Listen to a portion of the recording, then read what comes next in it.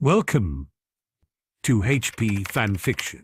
Support me by subscribing the channel. Also, like and share the video to keep me motivated to make more videos like these. Four cloaked figures stood outside the downed Unicorn Bar in Nocturne Alley, simply watching and waiting for their target to emerge. For one of the men, the search for said man had been long and painstaking, but it had been worth the wait and effort. He knew the man he sought was in the bar, completely unaware that tonight would be his last. "Are you sure about this?" one of his companions asked nervously. The man just nodded, his eager gaze never leaving the door of the pub. "Remember, soon as he leaves we all stun him, and get out of here quickly," he reminded the other three firmly. "We know, you have told us enough times," one of the other members of group answered irritably. The ensemble of men stood and waited, the cold December air creeping into their very bones. It was around 30 minutes later that their target appeared, and the men attacked in unison and without hesitation before quickly grabbing their fallen prey and disapparating. They all appeared at the pre-arranged destination without issue or hindrance, and the older man of the group took charge, binding the man to an uncomfortable chair that he had placed earlier in the day. He pointed his wand at the large blonde man. "Innovate," he muttered, and waited for the man to catch his bearings. "What the fuck?" the man questioned angrily, spying his four cloaked captors. "Oh, you have no idea what you have done," he stated amusedly. The taller of the four stepped forward and plowed a fist into the man's nose, breaking it with ease. "I know exactly what I've done," he spat furiously. The blonde spat a mouthful of blood on the floor and grinned evilly. "The Dark Lord will kill you," he said matter-of-factly, frowning as he saw his attacker simply shrug. "Your master won't live long when Harry gets hold of him," the man replied confidently. "Oh, so you're one of Potter's arse-lickers, are you?" the blonde man asked with a dark chuckle. The man just punched him again, eliciting a grunt from his bound victim. "I don't see the humor in your situation, Mr. Rahl," he spoke quietly. "You are already dead," he added casually. The blonde narrowed his eyes at the man. "Who the fuck are you?" he questioned angrily. The cloaked man smirked and removed his hood. "Bill Weasley. I've been looking for you for quite some time, Rahl." Bill growled angrily. Thorfinn Rahl roared in laughter. "Even better, Dumbledore's lackeys," he exclaimed with glee. "You won't kill me," he added smugly. "Now that is where you are wrong," Bill stated coldly. "But the way you die is entirely up to you," he continued. "You can die very quickly and relatively painlessly, or you can suffer quite a long and terrible death. Believe me, no one will find you here," he finished. "Fuck you," Rahl responded, spitting a gob of saliva and blood at the redhead. "I was hoping you would say that," Bill replied, wiping the slime from his face and smirking. Rahl looked at the other three members of the group. "Obviously you're three more of the blood traitor bastards," he said knowingly. "You're all dead men anyway," he shrugged. "So why not take your hoods down and face me properly?" Charlie, Fred and George removed their hoods and stared at the man distastefully, hate etched on every one of their features. "There we go, that's better, isn't it?" Rahl asked them, patronizingly. He again found himself on the receiving end of a punch from Bill. "Where is Rookwood?" he demanded. "Like I will tell you anything," Rahl spat. Bill looked at the man and thought for a moment before he spoke. "You know," he started, "being a curse-breaker does have its advantages," he mused. "We come across some very unpleasant curses," he added with a nod, and began pacing in front of the man who just followed him with his eyes. "There is one that will paralyze you and cause you to bleed from every orifice of your body, dying very slowly and very painfully," he informed the blonde. "There is another called the mummification curse," he continued. "That one is very nasty," he stated. "It will remove your organs one by one, starting from the most minor being your kidneys, and work all the way up to your heart and brain," he finished. "I know more curses than you'll ever know, boy," Rahl ground out, but was clearly starting to get a little nervous. Probably Bill conceded. "But there is also this," he added, removing an ornate wooden box from within his robes. The other occupants in the room eyed the box curiously. The other Weasleys had no idea that Bill had brought it or what it was. "This," he began, pulling on some thick dragonhide gloves and opening the box, "is the sternum of Farouk, the first pharaoh, he informed the group. The others had no idea what the significance of the bone was and waited for Bill to continue. This claimed the lives of 2 other curse breakers. He began again after a moment. Very unpleasant deaths, he continued, shaking his head. We named the curse the 10-day death, he explained. What we know is that it will induce your worst nightmares and you will relive them over and over again until you can't cope anymore and will do anything to end the suffering, he elaborated. One of the men scratched his own eyes out because of how real it felt and proceeded. You used the bone to stab himself to death, he finished with a grimace. Why is it called the 10-day death then? Charlie asked curiously, clearly disgusted by the implications of the item. I'm glad you asked, Bill replied with a grin. The second man who was infected lived for 10 days while we tried to counter the curse. Of course we failed. He added, he bit off his own tongue within minutes after we had bound him to a bed and completely destroyed his vocal cords within a day from the screaming. Even giving him dreamless sleep potions did nothing, he explained. For 10 days he screamed silently and then he suddenly stopped. What happened? Fred asked in a whisper, clearly disturbed. He crumbled into dust, Bill replied seriously. His 3 brothers took a step back to put some distance between themselves and the bone. By this point Raoul was looking very pale and rather sickly.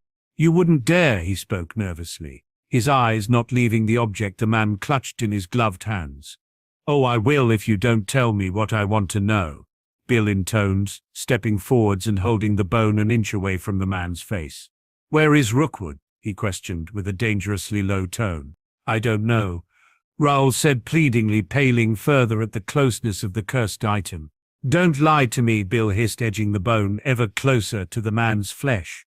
Raoul could now smell the musty odor coming from the bone and it made him gag involuntarily. Okay, he conceded. Just get that thing away from me, he begged. Bill complied and waited for the man to speak.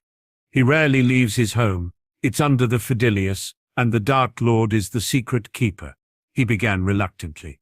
When he does leave, he goes to watch the Falcons play in disguise, but he has his own box, he explained, Box C, on the west side of the stadium. He finished with a sigh. See, now that wasn't so hard, was it? Bill asked with a smirk. Now will you let me go? Raoul asked with a frown. No, Bill replied flatly. You had a hand in the death of my mother and sister, he added darkly. Now you die, he spat, and rammed the bone he held into the man's shoulder and removed it quickly afterwards.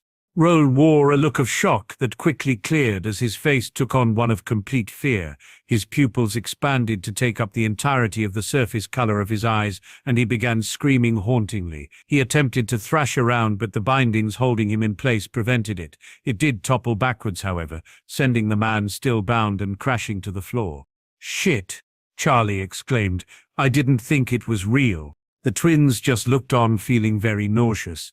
Let's go, Bill instructed, giving the screaming man a look of contempt. You're really going to leave him like that? Charlie asked with raised eyebrows. No, Bill replied, shaking his head. He removed Raoul's wand from his robes and pocketed it before removing the binds on the man, who immediately began clawing at his face, removing strips of flesh as he did so. Now we go, Bill said coldly.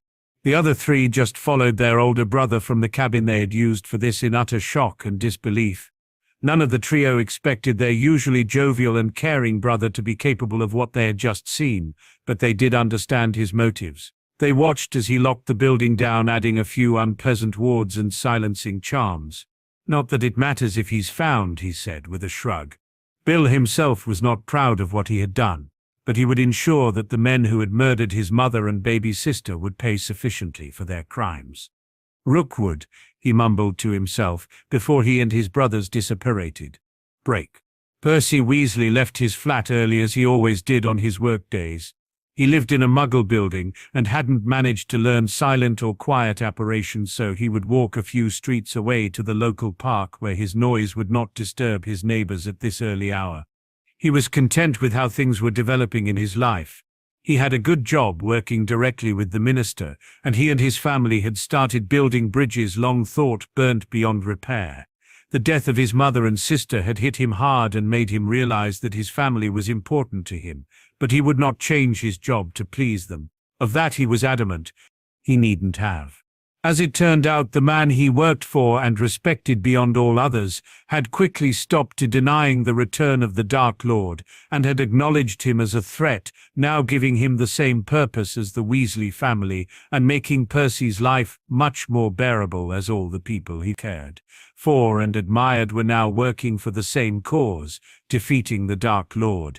Percy kicked himself now for his foolishness in following his boss, rather than his family's judgment in the situation, but as he had been out of the loop, so to speak, and not seen any evidence for himself of the man's return, he eagerly followed the judgment of the minister, believing that he knew best. He was the minister after all, and his word should be believed above all others. He entered the park where he would disapparate from, and instantly felt the chill of the December morning, being on the more open ground of the grassy land. He was about to make his journey to work when he caught a glimpse of a flash of red light and felt something impact him heavily in the back. Percy Weasley knew no more. From the shadows, Lucius Malfoy and Marcus Travers approached the fallen man and began putting their plan into action. Rake. Cornelius Fudge frowned as he looked at the clock in his office. It was very unlike his assistant to be late. Before he could fret about the man's absence, the door opened and Percy entered, looking rather disheveled. "My apologies for my lateness, Minister. It won't happen again," he said promisingly. "See that it doesn't, Mr. Weasley," Cornelius replied firmly. "Now we have a few budget reports to go through so we can hopefully give more gold to the DMLE," he explained, waving a thick folder in front of the younger man. "Yes, sir," Percy answered in his usual businesslike tone. "Oh, one other thing, Minister," he added. "What is it now?" Cornelius questioned the man irritably. "Avada Kedavra," Percy spoke firmly, pointing his wand at his boss with a smug grin on his face. Cornelius was in complete shock at the actions of his assistant and had no time to react. He simply sat dumbly as the curse rocketed towards him and hit him in the chest. After killing his boss, Percy casually placed his wand back up his sleeve and exited the office. Spotting the minister's secretary, he approached and coughed to get her attention. "The minister does not wish to be disturbed. He is very busy," he informed her firmly. The girl just acknowledged the request with a nod and watched as the redhead left. Percy made his way to the atrium and exited the building as he usually would, apparating back to the park after he had done so. "Is it done?" Travers asked him as he appeared. "Our dear minister has sadly been killed by his own assistant," Percy drawled, his features beginning to shift. Where Percy had just been stood, Lucius Malfoy looking very smug as the polyjuice potion wore off. "Put the wand back on the boy and put him in his bed after giving him this potion. Stun him again to make sure he doesn't wake up until the morning," he instructed Travers, handing the man the potion and the wand. "What is the potion?" he asked with a frown. "Just something that will make him feel under the weather so he can't go to work, making him look more guilty," Malfoy explained before he apparated back home. Travers shook his head at the man. "Such a simple plan, but so ingenious," he muttered before carrying out his instructions. Break. Percy Weasley awoke the next morning with the headache of all headaches. He rose from his bed and vomited onto the floor. Sweating and shaking uncontrollably, he attempted to get ready for work, but soon realized he neither had the energy or ability to without vomiting even more. He conceded to the fact that he was unwell and called for Hermes, his faithful owl.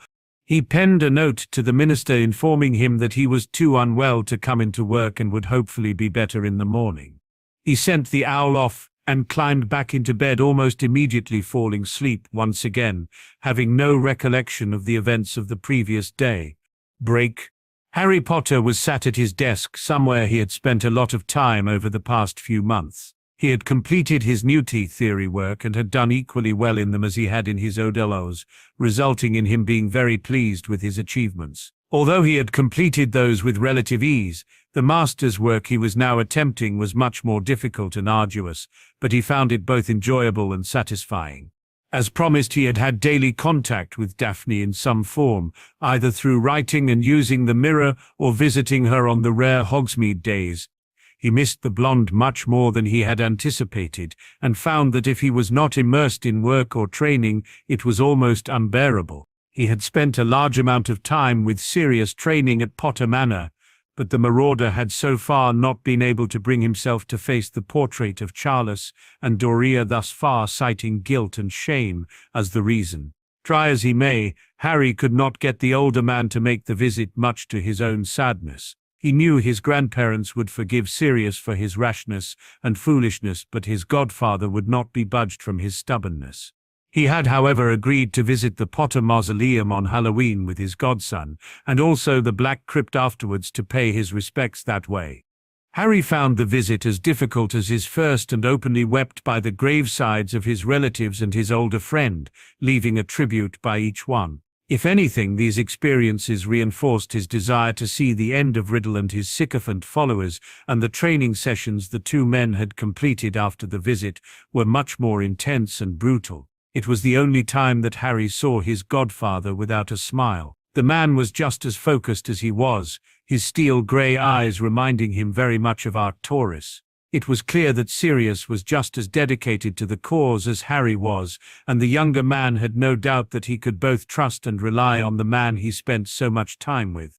Hunting the Death Eaters had not gone as well as he would have liked, only managing to kill Gibbon in the intervening months, but Harry guessed that they were all keeping a low profile as their master was away. That was another thing that concerned him. Things were quiet, a little too quiet for his liking. He knew Tom was attempting to recruit the vampires to his cause, so he had become as familiar with them as possible, highlighting their weaknesses and vulnerabilities, should the need to fight them become a reality. He was not overly concerned about them all in all. Yes, they were powerful in their own right, but he knew his magic was more than capable of handling them, and he knew that they were in for a rude awakening if they tried to intervene on Riddle's behalf. Bellatrix had written to him fairly often and kept him up to date with anything that she thought he would want to know. The fact that very little was happening meant that there was almost nothing to report. Her information had given them Gibbon, but that is the only use she had truly been. According to her, Rudolphus had not once left Malfoy Manor, and she couldn't keep tabs on the blonde in his own house. It frustrated Harry having to wait, but he knew it would be worth it. They would both die in good time. He was pulled from his work as a patroness in the form of a phoenix and spoke in the voice of Albus Dumbledore. "Can you attend an urgent meeting of the Order?" the bird asked hurriedly. "So much for quiet." Harry mumbled and sent off his reply. He rose from his chair and stretched to remove the lethargy from himself before summoning his jacket and disapparating to Grimmauld Place to find out what had happened. He entered to find the kitchen in complete chaos. It appeared that every member of the Order were here and clearly panicked by something. Only Sirius, Dumbledore and Moody were sat at the table taking whatever had happened in their stride, though they certainly appeared to be disturbed by it. Harry stood in the doorway and let the chaos ensue for a moment before he became irritable with the shouting. He frowned at the group before drawing his wand and flicking it, causing a loud cannon-like blast to sound throughout the room, which immediately fell silent at the intrusion of the noise. "What the hell is going on?" he asked, looking around the room questioningly. "The minister has been murdered," Kingsley informed him. "And they've arrested Percy for it," Arthur added, clearly upset by the implication that his son was involved. Harry sighed and dragged a hand through his hair. "That doesn't sound right," he eventually declared. "Percy is not a killer, and he certainly wouldn't kill Fudge. He worshipped the man," he added thoughtfully. There were many nods of agreement throughout the room, and Harry thought for a moment before he made a decision. "Elgar," he called, summoning the elf. "Yes, Master Harry," the elf replied as he entered the room. "Can you bring me my special book?" he requested quietly. "Yes, sir," the elf answered before popping away. "What happened?" Harry asked the group. Around 10 different people tried to answer at the same time, and Harry sighed. "Kingsley," he called loudly. "You tell me," he instructed. "He was killed with the killing curse, and Percy was the last one to be seen in his company." Fudge's assistant confirmed it. He explained. "Where is Percy now?" Harry asked with a frown. "He owled in sick yesterday morning and was arrested earlier today," Kingsley replied. "His wand was definitely used, but they found traces of a nausea-inducing potion in his system." "He's been set up," Harry responded confidently. "It will be hard to prove," Moody cut in. "A potion means nothing, and he remembers nothing. His mind has not been tampered with in any way, and his wand will be enough to convict him. Veriter Sarum will be useless, because he simply has no memory of yesterday. He finished his explanation gravely. Elgar appeared in the room and handed Harry the book, who immediately opened it and began writing. Bellatrix, do you know anything of Fudge's murder? Harry, what is that? Elphias Doge questioned Harry with a frown. A source, Harry replied simply. One you are willing to share with us? Doge asked. No, Harry responded firmly. And you expect us to trust and work with him, Albus? Doge grumbled irritably. I am not a member of your group, Mr. Doge, Harry reminded the man. Professor Dumbledore respects that I have my own methods and sources. You will do the same, he finished firmly. Doge just shook his head at the younger man. He did not like being kept in the dark, clearly. Harry saw that the book was flashing and he quickly opened it again to read the reply. No idea. We'll see what I can find for you, sweetie. Kisses. This may take a while, Harry announced, taking a seat. Anything new? He asked the Order members. Well, I hear you have a girlfriend now. Tonks piped up with a grin. You wouldn't be jealous, would you, Nymphadora? Harry asked with a smirk. A little, Tonks admitted. But I don't like the affect you have on me, she continued with a scowl. I like being in control too much to be embarrassed by the likes of you, Potter, she finished. Doesn't mean I'll stop embarrassing you, Harry replied with a mischievous smile. Tonks flushed as she caught the younger man's eyes and the emerald fire within them. Damn, she muttered, shaking her head. Sirius snickered at his cousin. He knew that no matter what, Harry would always have that effect on her, and it was rather amusing. I do have an announcement to make, he said, addressing the room. Seeing that everyone was paying attention, he stood and cleared his throat nervously. Marlene and I have decided we are getting married on Christmas Eve, he informed the room, who after a moment's silence began clapping, cheering and offering their congratulations. Where are you having it? Minerva asked with a genuine smile at the couple.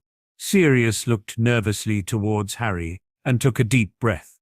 We were hoping that Harry would allow us to have the wedding at the church in Godric's Hollow, where James and Lily got married, he spoke quietly. They were best friends to both of us, and it would be our way of having them there, he explained. The group fell silent and watched the teen apprehensively, waiting for him to respond. Harry felt a slight lump form in his throat at the sentiment the couple was showing, but nodded his consent before offering them a sincere smile. He was very touched by the gesture. Thank you, Marlene said gratefully, pulling Harry into a hug. Sirius smiled at his godson and also pulled him into a hug. Better get writing a speech if you're going to be my best man, he whispered, adding a watery chuckle afterwards. Harry blanched and shook his head vehemently. What about Remus? He asked. We spoke about it, and he thinks it should be you too, Sirius replied with a shrug. Harry turned to look at the werewolf, who nodded at him and smiled. Besides, imagine how boring his speech would be, Sirius said in mock disappointment, pointing at the man in question. At least I'd be sober enough to give a speech, Remus retorted. That wasn't my fault, Sirius replied with a frown. Someone tampered with my drink. That was me and Lily, Marlene cut in with an amused grin. She knew it would be inappropriate, so we added a little something to your whiskey, she explained with a shrug. I knew it, Sirius exclaimed. I knew there was a conspiracy against me. I worked for 2 weeks on that speech, he added with a grumble. I read that speech, Sirius Black, Marlene said sternly. It was a complete disgrace, and Lily would have killed you if you did read it, especially if she would have seen that photo of James on his stag night.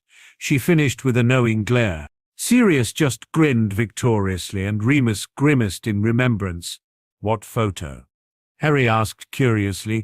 Sirius flinched at the sound of his godson's voice. He had evidently forgotten that Harry was present. Now, Harry, just remember it was a harmless prank, Sirius said in a pleading tone. Harry just stood with a raised eyebrow and waited for his godfather to continue. It was Remus that spoke, however. This idiot, he said, pointing to Sirius, decided to take a very drunk Prongs to a Muggle strip club and stick him to a pole, he added with a frown. He then paid the women there to dance on him while he took some photos. They were completely naked, he continued. All of them, he finished. If I remember Mooney, it was you that stripped James and joined in. Sirius cut in with a raised eyebrow. Remus just shrugged. True, but I was single and naked women, he reasoned. Harry looked between the two men, shaking his head before he chuckled. Yeah, I can imagine Mum wouldn't have liked that, he said with a grin. But just remember, Sirius, it's your turn this time, he added mischievously. Sirius blanched, and Remus roared with laughter. You will not be having a stag night, Sirius Black. Marlene broke in with her hands on her hips. Why? Sirius whined. Because you can't be trusted to not end up being locked up, Marlene responded with a glare. I remember all of you shenanigans very well, because I was the one who had to come and fetch you, and I will not be doing that on my wedding day, mister, she finished, poking the man in the chest. Harry and Remus laughed at Sirius. And Natalie will be here. I will not have her exposed to you and your foolishness, Marlene added firmly. Sirius just pouted, but nodded all the same. Under the thumb, much. Harry muttered, causing Remus to laugh again. Sirius just glared at the pair. Break. Bellatrix Lestrange left her room to find her sister to see if she could shed some light on the Fudge situation. This was her house after all, so she was more likely to be privy to information of what was going on, not forgetting that her husband was one of the Dark Lord's main servants. Bellatrix herself had no hand in the minister's murder. She had simply been following instructions by training recruits along with Dolohov, and had been very busy doing so. They were mostly incompetent buffoons after all, and needed as much help as they could get. Narcissa had become rather quiet and subdued in recent weeks. Bellatrix was busy, but always made time to visit her sister, something that couldn't be said of the other woman. She would hide herself away from everyone, and Bellatrix assumed she just missed her son and shared the same distaste for the people they were sharing the large house with. She entered the room where her sister would usually be found and noticed Narcissa jump in surprise at her entrance. "Oh, it's you, Bella," Narcissa said, sounding a little relieved. Bellatrix frowned at her sister but shook her head dismissively. "What do you know about Fudge's murder?" Bellatrix asked bluntly. Narcissa paled at the question, but quickly shook her head. "Nothing," she denied unbelievingly. Bellatrix raised an eyebrow at her younger sister.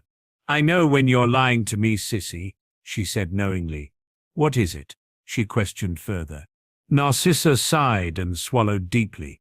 "I heard Lucius and Travers talking about killing him and framing his assistant or something," she admitted. Bella nodded. She knew her sister knew something about it. "So they did it?" Narcissa asked nervously. "They did apparently," Bella said with a shrug. "Talking to Potter still then?" Narcissa asked with a raised eyebrow. "Shh," Bellatrix hissed at her sister and frowned deeply. "I'm just ensuring my future," she added dismissively. "You're playing a dangerous game," Narcissa stated, shaking her head. Bellatrix shrugged. "It's my game," she said casually. "What is wrong with you, sissy?" she asked, frowning again. "What do you mean?" the young woman replied. "You're not yourself," Bellatrix answered simply. "You're jumpy and nervous, and you just hide in here," she explained, gesturing around the room. Narcissa sighed. "I just want this all to be over," she responded quietly. "I just want my life back." "And you will one way or the other," Bellatrix said. "If Potter wins, then nothing changes, and if the Dark Lord wins, you will have your home back," she explained. "But not my son," Narcissa replied emotionally. "Or Lucius," Bella added. "Potter is determined to kill him." "I know," Narcissa said sadly. "I've almost accepted that," she added. "You don't seem that bothered about Lucius," Bella said with a raised eyebrow. "Things are complicated," Narcissa replied with a shrug. "He's different. Potter said he led the attack on the orphanage." She finished quietly. "He did," Bella shrugged. "I heard him bragging about his escape," she added in explanation. "That's not the man I fell in love with," Narcissa intoned sadly. "Lucius has always been a scumbag," Bellatrix declared. "He just hid it when he had to, and now he has no reason to. Surely you knew that, sissy. He has spent the last 15 years bribing and blackmailing his way to the top." "I know," Narcissa sighed. "I just never thought he would hurt children." "You don't climb the ranks here with morals," Bellatrix replied with a frown. I've seen the man do things that even made me sick. Rape, torture, and other disgusting things. I didn't think you were so ignorant to it all, she finished disbelievingly. You're hardly one to point fingers, Bella, Narcissa returned darkly. I admit I've taken part in my fair share of torture, but I have never harmed a child or sexually abused anyone, she said heatedly. But if the chance came along, I couldn't promise that Potter would be safe, she added, biting her lip with a hungry look in her eyes. Potter is still a child, Narcissa pointed out, and you essentially made the Longbottom boy an orphan with what you all did to his parents, she added. Well, actually, the boy's father stunned me quite quickly. He was very powerful, Bellatrix explained with a frown. I am guilty for intending to torture them, but I didn't actually get the chance to. That was Rudolphus, Crouch and Rabaston, she finished, flaring her nostrils at the mention of her husband. Well, everyone thinks you did. That's why you went to Azkaban, Narcissa responded, a little surprised at her sister's admission. I didn't exactly get a fair trial, Bellatrix shrugged. It was better that I was there. The Dark Lord was very angry with those who denied serving him. She added, I know Lucius was in pain for almost a month, Narcissa said knowingly. Are you going to go to Potter if things get worse? Bellatrix questioned quietly. Narcissa just shrugged. Remember to just go if you need to, at least you will be away from it all. It doesn't seem like you have much to stick around for, Bellatrix replied before exiting the room. She knew her sister needed some time to really think about things, and she knew that she was torn. She herself also had things to do. Firstly, she had to reply to Potter and then get back to training the bumbling idiots she had been left in charge of. Break. So I will call an emergency meeting of the Wizengamot first thing, Dumbledore explained to the Order. Harry was not happy about this. Tomorrow was a Hogsmeade day and he was planning on seeing Daphne. He sighed, knowing that it was unavoidable, and that Daphne would understand. He still did not like it, though. He noticed the book in front of him flash gold again, and knew that Bellatrix had responded. Everyone else at the table seemed to have noticed also as they fell silent and waited for Harry to speak. Lucius and Travers framed Fudge's assistant. That's all I know. Kisses? He penned a quick thank you before he addressed the room. Malfoy and Travers framed him, but we don't know how, he explained. Then we have to capture one of them. Sirius cut in.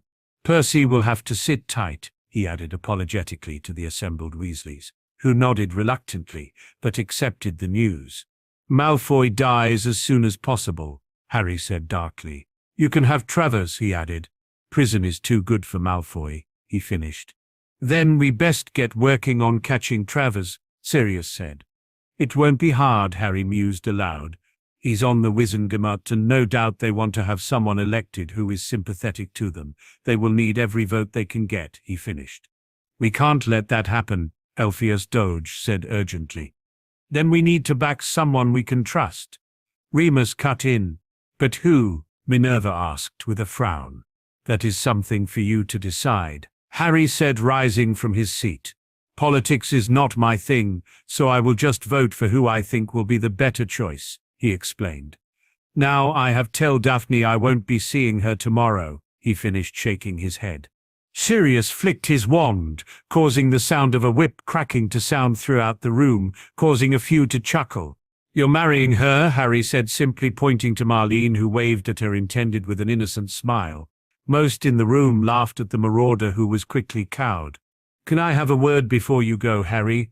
Bill asked the teen. Harry nodded and led the man from the kitchen. What is it? He asked the redhead. You can cross Raoul off of your list, Bill said gravely. Harry nodded. Got him then? He questioned. We did, Bill replied. Rookwood is next, he added seriously. I hope he suffered for what he did, Harry stated questioningly. He still is, Bill responded with a shrug. Good, Harry intoned with a frown. He did not want to know the specifics. Let me know how it goes with Rookwood, he requested. Bill nodded and Harry disapparated back to the Black House. He still spent much of his time here and found that he studied better in the more cozy atmosphere. He removed the mirror from his desk drawer and spoke Daphne's name into it. Hey, the blonde greeted him with a warm smile. What's wrong? She asked, seeing the serious look that Harry was giving her. Fudge has been murdered, Harry informed her. There's going to be an emergency meeting in the morning, so I won't be able to make it. I'm sorry, he finished sadly. He really looked forward to seeing the girl when they both had the chance. It's okay, Daphne said reassuringly. I understand, but you will be making it up to me, she added with a grin. Well, I can give you an excuse to dress up, Harry tried. For what exactly? Daphne asked with a raised eyebrow. Well, Marlene and Sirius are getting married on Christmas Eve, and I would like you to be my date, Harry replied with a smile. They are? Daphne asked in surprise. Why should I be your date? She asked further, her eyes alight with amusement. Because there isn't anyone else I'd rather take, Harry answered sincerely, causing the blonde to smile. Then I would be glad to go with you, Mr. Potter, Daphne replied. It looks like we have shopping to do, she added with a smirk. Shopping? Harry almost yelped. He had been shopping with the girl before, and it was very trying on the young man. He had no idea what he was getting himself into when he had agreed to go with her, but had vowed by the end of the trip that it would not be happening again.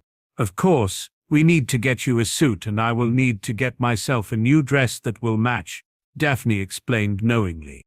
I guess that's true, Harry conceded, reluctantly. I promise it won't take too long, Daphne cooed innocently. That's what you said last time, Harry pointed out in an almost whining tone. Stop sulking, Potter, Daphne said with a chuckle. Even though you do look adorable when you pout, she added. I am not adorable, Harry huffed with a pout. I am ruggedly handsome, he stated with a nod. You spend too much time with Sirius, Daphne responded flatly. You're probably right, Harry agreed with a shake of his head. Anyway, I am sorry about tomorrow, he added genuinely. I've already forgiven you, Daphne answered, especially knowing I have an excuse to buy a new dress. Harry just shook his head at the girl. I don't think they've told Natalie yet, so keep it to yourself, Harry requested. My lips are sealed, Mr. Potter. Let me know what happens tomorrow, though, she requested herself. I will, Harry promised. Good. Now I need my beauty sleep, Daphne announced. I will call tomorrow, Harry replied with a soft smile. You better, Daphne returned with a mock glare. Good night, Daphne, Harry said with a final shake of his head. Good night, Daphne replied, with an amused grin. Harry placed the mirror back in the drawer and looked at his work with a frown. Bed, he muttered to himself. He knew that tomorrow was going to be a long and tiring day, and he needed to be well rested for it. Break. Lord Voldemort looked calculatingly at the young man in front of him and decided that he would give him a chance. The task, after all, should not be particularly difficult, and if the boy was killed or captured, it was no loss to the Dark Lord. So you know what you have to do? He questioned the young man. Yes, my lord, was the response he received, followed by a short bow. Then ensure you are ready. It may be an easy task, but it is of the most paramount importance. Your life depends on your success. The Dark Lord finished firmly. The much younger man bowed again before leaving his master to his thoughts. He had just returned to Malfoy Manor from a trip that had lasted several months, but it had been worth the effort in some ways. He had managed to locate the vampires he sought after a long and difficult search, but they were certainly much more difficult than he had anticipated.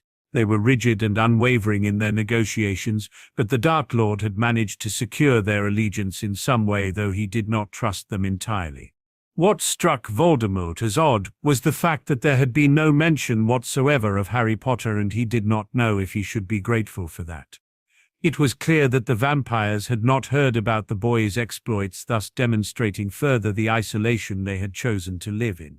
If they were ignorant of Potter and his abilities, then it certainly was not the Dark Lord's deed to inform them of what their new enemy was capable of. He certainly knew that Potter could handle the vampires in a fight, but he knew there were those in the opposition that would not have that ability, and that is what the Dark Lord was relying on. He would recommend that they do not attack Potter personally, citing that he was only his to kill and none who served him would attack the boy.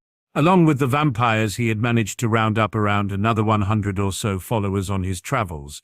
Not an entirely satisfactory number, but the name of Potter had traveled into the continent, and his reputation there was one of a merciless killer. Some of the darker members of society feared Potter much more than they did the Dark Lord after hearing of how he would cut down his enemies quickly, efficiently, and quite unpleasantly. The Dark Lord shook his head. The past several months had been tiring, and for now he just needed to rest and hope the boy would carry out his task successfully in the morning. It would certainly make things much easier if he knew what he was facing in the form of Harry Potter. The name still made the Dark Lord feel nervous and uneasy, but if things went according to plan tomorrow, he would be able to lay his fears to rest, kill the teen, and continue with his bid for dominance. Break. As he knew would happen, an emergency meeting of the Wizengamot was called the next morning, and Harry, along with Sirius, found himself in the chamber surrounded by the members. Sirius, not having a seat or votes, opted to sit in the public gallery and keep vigil over what would be a long meeting. He did not trust most of the people in this room and wanted to make sure nothing untoward happened while his godson was in such a public place with so many potential enemies.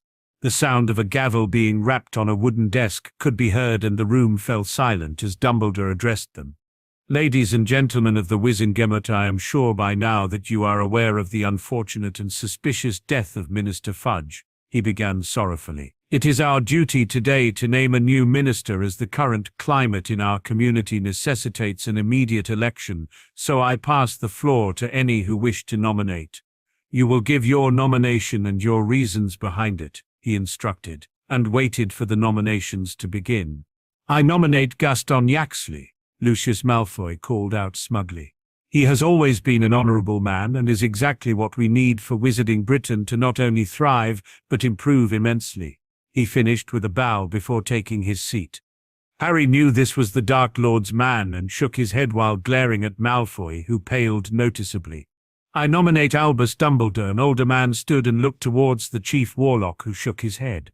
"I appreciate the nomination, Tiberius," Dumbledore said sincerely, "but my place is at Hogwarts, protecting and teaching the children of our world," he added with a bow.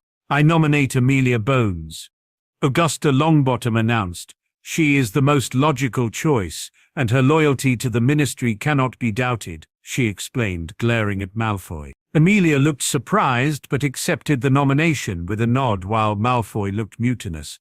"I nominate Rufus Scrimgeour," Amos Diggory piped up, and Harry noted the man looked terrible since he last saw him.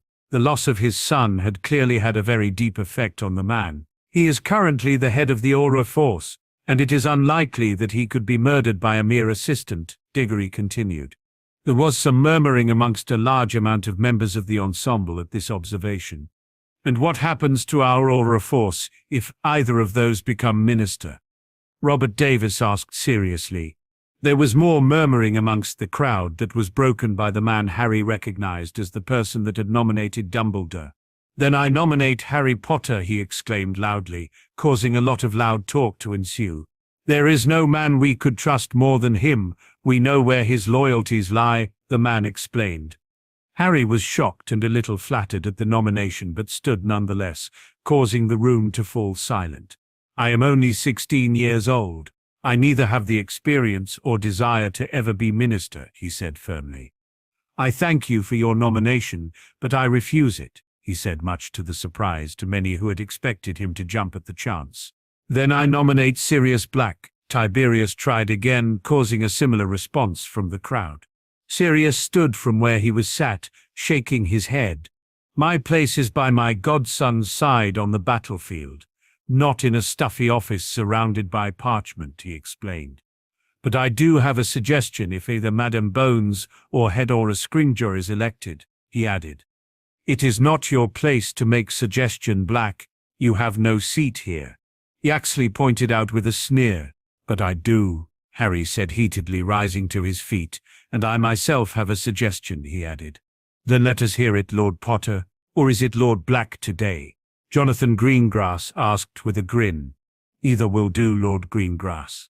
Harry replied with a bow and a smile. "I would suggest that if either Madam Bones or Head or Scrimgeour is elected, then we ensure that we have suitable people to take their place in their current positions," he suggested.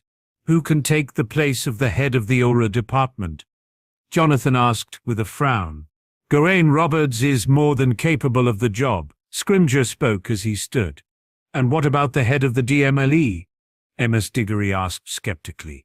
The room was silent as each member pondered the decision, and it was Harry that broke it. "Why not Alastor Moody?" he asked. "You must be as insane as him to even recommend that lunatic," Yaxley said incredulously. "He is the most capable fighter other than Voldemort I have come up against, and has more than enough experience to lead the department. We don't need a diplomat in a time of war, we need a man of action, and Alastor Moody is definitely that."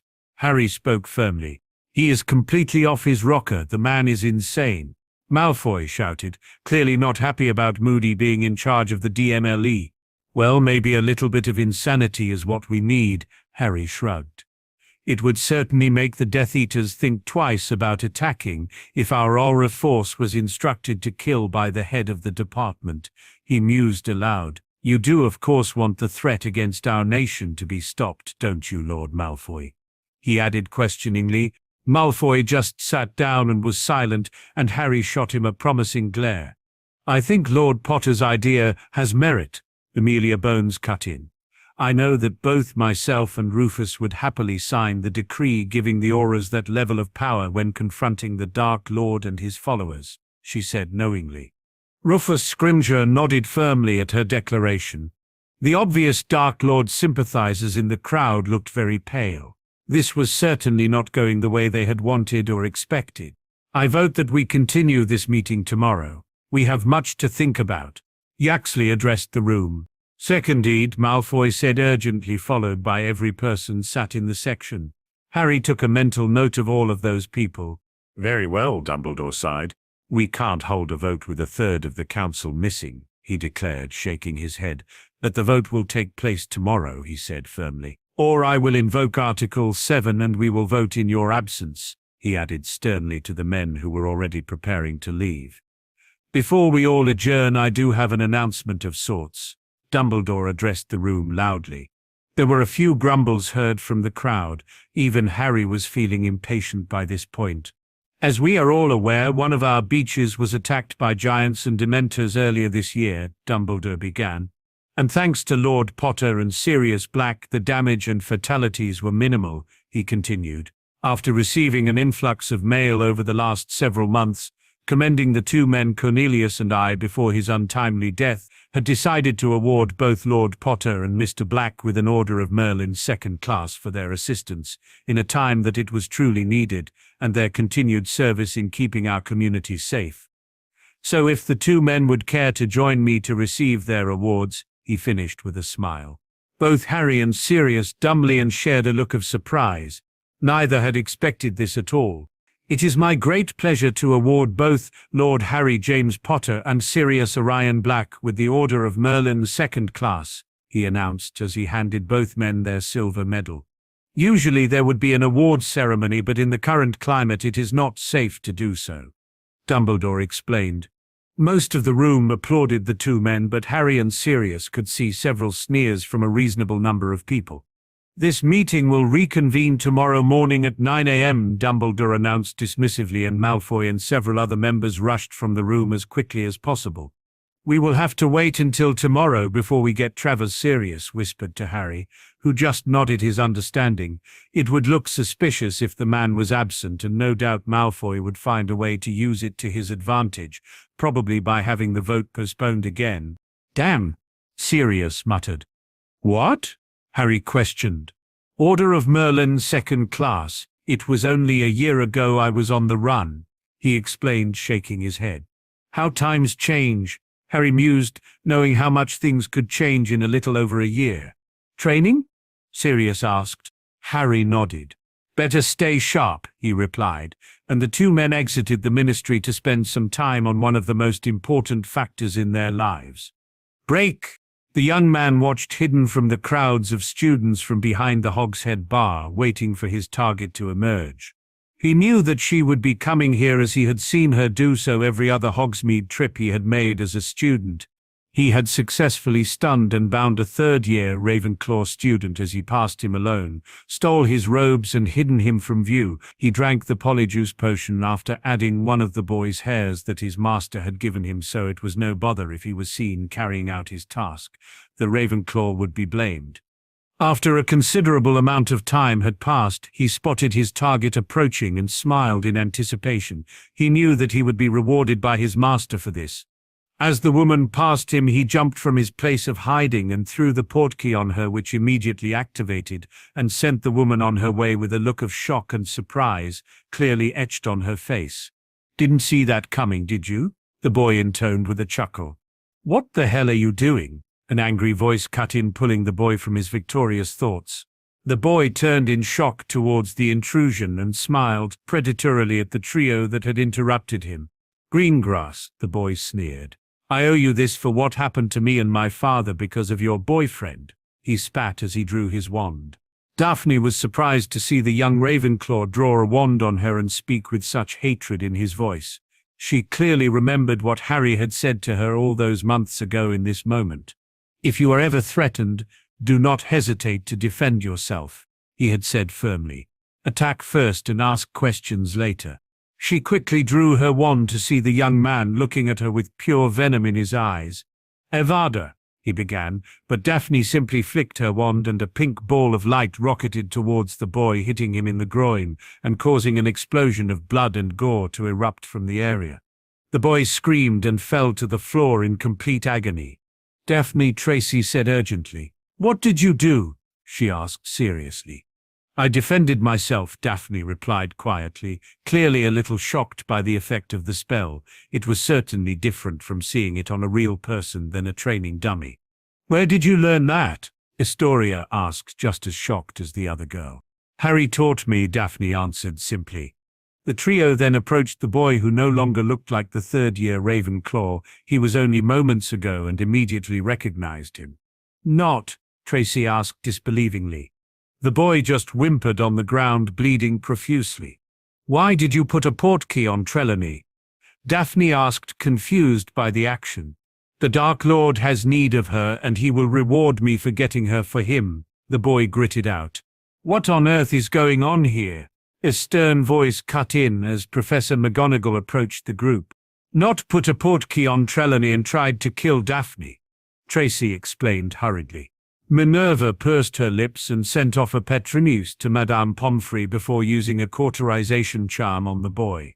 Not a particular nice spell to be hit with," she mumbled, seeing the damage that had been done to the boy. "He will live, though, and be spending a lot of time in Azkaban," she finished firmly before binding the boy and levitating him. "It looks like we will have to see where he has sent Professor Trelawney. I doubt it is a pleasant place," she added, not understanding the significance of the kidnapping. "Professor Dumbledore is in a Wizengamot meeting right now, so we will have to call the Auras after we get Mr. Not looked at," she continued with a frown. "I'm sure they will understand that you only defended yourself, Miss Greengrass," she concluded knowingly. "Thank you, Professor," Daphne said in obvious relief.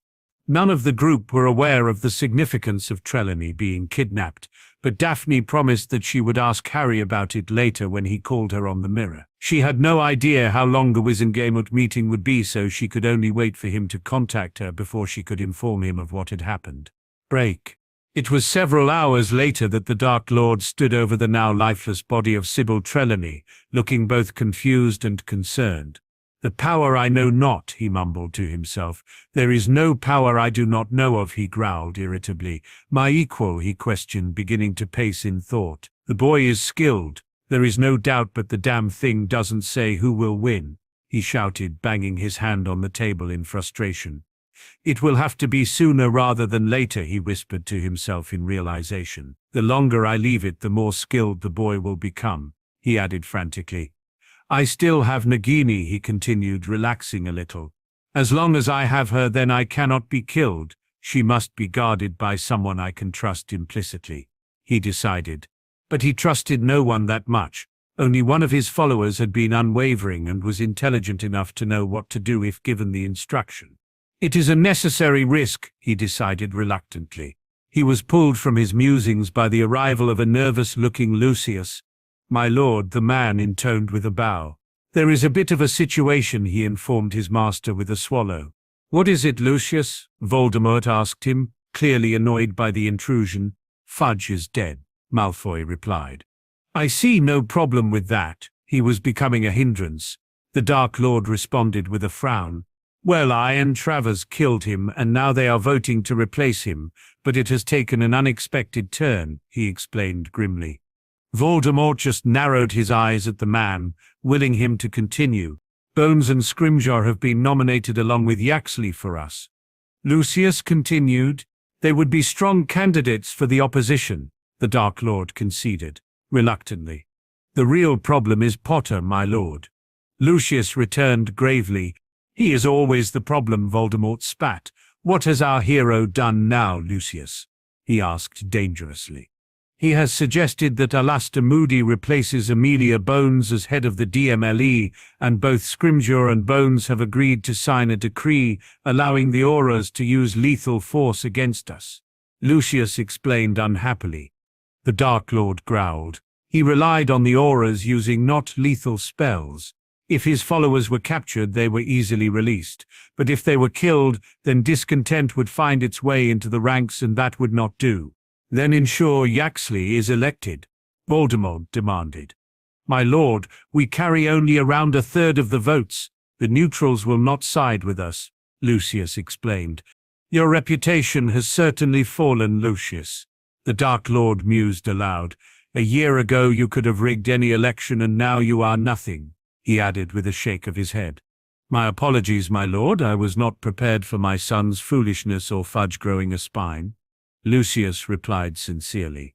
"Then make sure Yaxley has no opposition. Take who you need and eliminate the competition until there is none," Voldemort instructed. "Take a few of our new friends so they can see firsthand what we are capable of," he added with a smirk. "Yes, my lord," Malfoy said obediently, and left the room to gather the most capable people he could find. "Nagini, dinner time," Voldemort hissed, throwing a final distasteful look at the corpse of the Hogwarts divination professor before sitting back down to his thoughts. "Soon," he muttered. "It has to be soon. Break." Upon leaving the company of the Dark Lord, Lucius immediately went on the search for capable men to help him with his task. He entered one of the parlor rooms where most of the Death Eaters would spend time when they weren't being trained by Bella and Anton. He spotted Travers and Rudolphus immediately talking to a group of 4 vampires. "Rudolphus, Demetrius," he began, addressing Lestrange and Travers. "Go and fetch Bella, Anton and 4 of the werewolves and meet me in my office," he instructed. Rudolphus scowled at the blonde. He hated being told what to do, but he complied nonetheless. He was hoping he would be able to get out of the manor for a while. He had been stuck here for months, with nothing to do. "You 4, Lucius continued, talking to the vampires. "Come with me. This is something you won't want to miss," he added, with a smirk. The 4 vampires just shrugged and followed the blonde to the office, where they were shortly joined by the Lestrange couple, Dolohov, Travers, and a few werewolves. The werewolves and the vampires eyed each other with equal distaste, marring their already feral features. "Enough," Lucius demanded. "We have an important mission tonight," he informed the group. "Bella," he said, turning to the woman who looked bored. "You will take Travers, Rudolphus, and our vampire friends. Your job is to eliminate Amelia Bones by any means necessary," he explained. Bellatrix just raised an eyebrow at the man and shrugged, continuing to look bored by the man. "Antonin and you 4, he added to the remainder of the people in the room.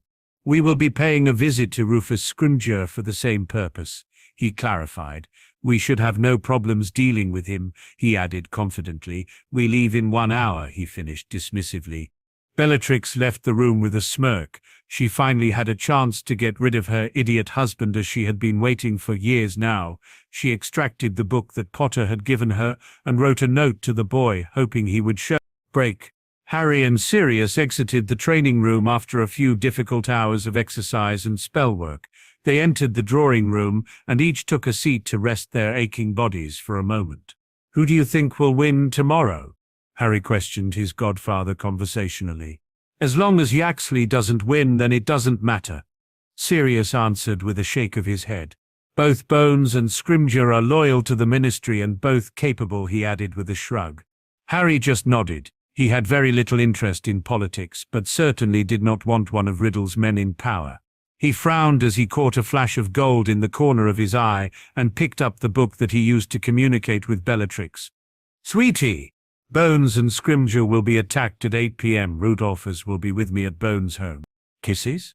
Shit, Harry cursed. What is the time? He asked Sirius urgently.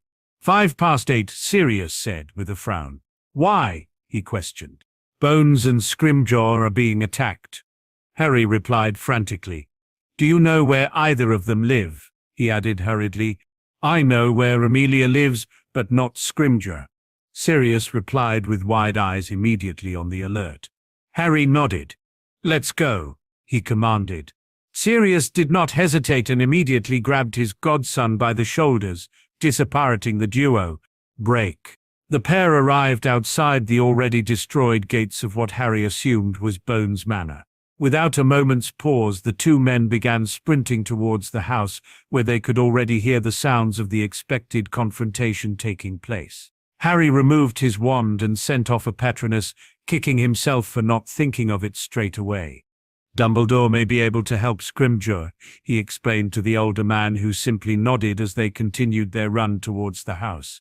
They arrived at the front door to find had already been blown off its hinges and could hear the spell fire and crashing furniture coming from within the home. Stick together, Harry instructed. I've got your back, Sirius replied, gesturing for the younger man to lead the way. Harry smiled gratefully at his godfather and entered the house, immediately identifying that the sounds were coming from above them. The pair made their way quickly but vigilantly up the stairs to see Bellatrix, Rudolphus, Travers and 4 unknown men attempting to break down a large oak door that had clearly been protected very well. Vampires, Sirius whispered with a sigh. Harry just nodded. The two had prepared for this eventuality after Harry had learnt from Bellatrix that Voldemort was trying to recruit them. He held up 3 fingers and counted backwards to indicate when they would fire their spells, Sirius's eyes never leaving his intended target. When he retracted his final finger, the two fired of their chosen spell, one chosen specifically to deal with vampires. The two watched as a pair of wooden stakes careened from each of their wands and found their targets. 3 of the vampires were killed instantly as the stakes went straight through their exposed backs and embedded themselves somewhere in their chest cavity. The 4th found a stake protruding from his mouth as it had entered through the back of his neck and exited through the orifice, pinning him to the very door he was trying to break down.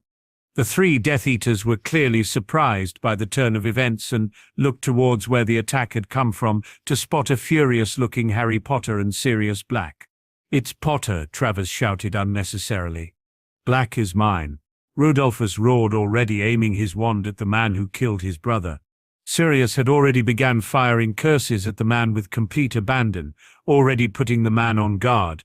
Harry fired a series of hexes and jinxes towards Travers, attempting to subdue the man. He knew he needed him alive to clear Percy's name, so had to be selective with the spells he fired. Bellatrix just watched the unfoldings with a look of anticipation, not even attempting to aid her colleague or husband. Don't just stand there, you dumb bitch, Rudolphus shouted. Help us, he commanded. No can do, Rudy. Bellatrix simpered. Potter is my head of house and you are fighting a black, she explained with a shrug. The Dark Lord will kill you. The man exclaimed in shock, seeing that his wife truly was not going to help him. Bellatrix gave a mad giggle. But not before you die, dear husband of mine, she said coldly, pointing at the man who balked for a second. That split-second distraction was all Sirius needed to land a curse, a very unpleasant one at that. Rudolphus fell to the floor screaming and began frantically clawing at his skin, trying to remove some invisible creatures that were devouring him. The curse was a psychedelic one coupled with a selective withering curse. The victim would think they were being consumed by creatures only they could see, but in reality it was the withering curse selectively disintegrating parts of the flesh until none remained, leaving a heap of muscle, bone and sinew. Sirius walked towards the fallen form of Rudolphus Lestrange and looked at him with complete loathing. "That was for my grandfather," he whispered dangerously. "And this is for me," he added through gritted teeth, before he stomped with all his might on the man's throat, causing him to begin suffocating under the stress of his now collapsed larynx. Sirius watched the life leave the man's eyes, not feeling an ounce of pity or remorse. Rudolphus Lestrange was a disgusting pig, and he died in a much kinder manner than he deserved. When he was satisfied that the man was in fact dead, he turned to see that Harry had subdued Trevor's and had him bound and unconscious on the ground. Harry walked towards Sirius and Bellatrix and addressed the woman with a whisper. "Go," he instructed. "You're no use to us locked up," he explained. Bellatrix nodded gratefully. "The Dark Lord has returned," she informed the duo. "And now my husband is dead, I want my name back," she requested. "Consider it done," Harry answered with a shrug. Bellatrix smiled her first genuine smile in years and placed a kiss on the teen's cheek before turning and fleeing from the house. "She is insane, isn't she?" Harry stated. "Completely off her nut," Sirius agreed. The two approached the door, and Harry knocked tentatively. "Madame Bones," he called. "It's safe to come out now," he informed the woman. "Who is it?" a worried voice questioned from the other side. "Harry Potter and Sirius Black. It was me that bought you Pettigrew in your office. He was missing half of his right arm, and you brought in Moody and Shacklebolt to supervise him," he said, reassuringly. The door opened a crack as Amelia looked at the pair with a frown. The relief in her eyes was evident as she recognized them and opened the door fully, eliciting a groan from the vampire still attached to it via the wooden stake. Amelia yelped in surprise, and Harry approached the man. "So you follow Tom Riddle?" Harry questioned him darkly. "What did he have to promise you for you to put your hatred towards us aside and follow him like lapdogs?" he added. "We aren't lapdogs," the vampire spat. "He promised us free rein on anyone we wanted to feed on, as long as they weren't his men, and we promised him we would fight when needed," he gritted out. "Well, you and your people made a mistake coming here," Harry said dangerously.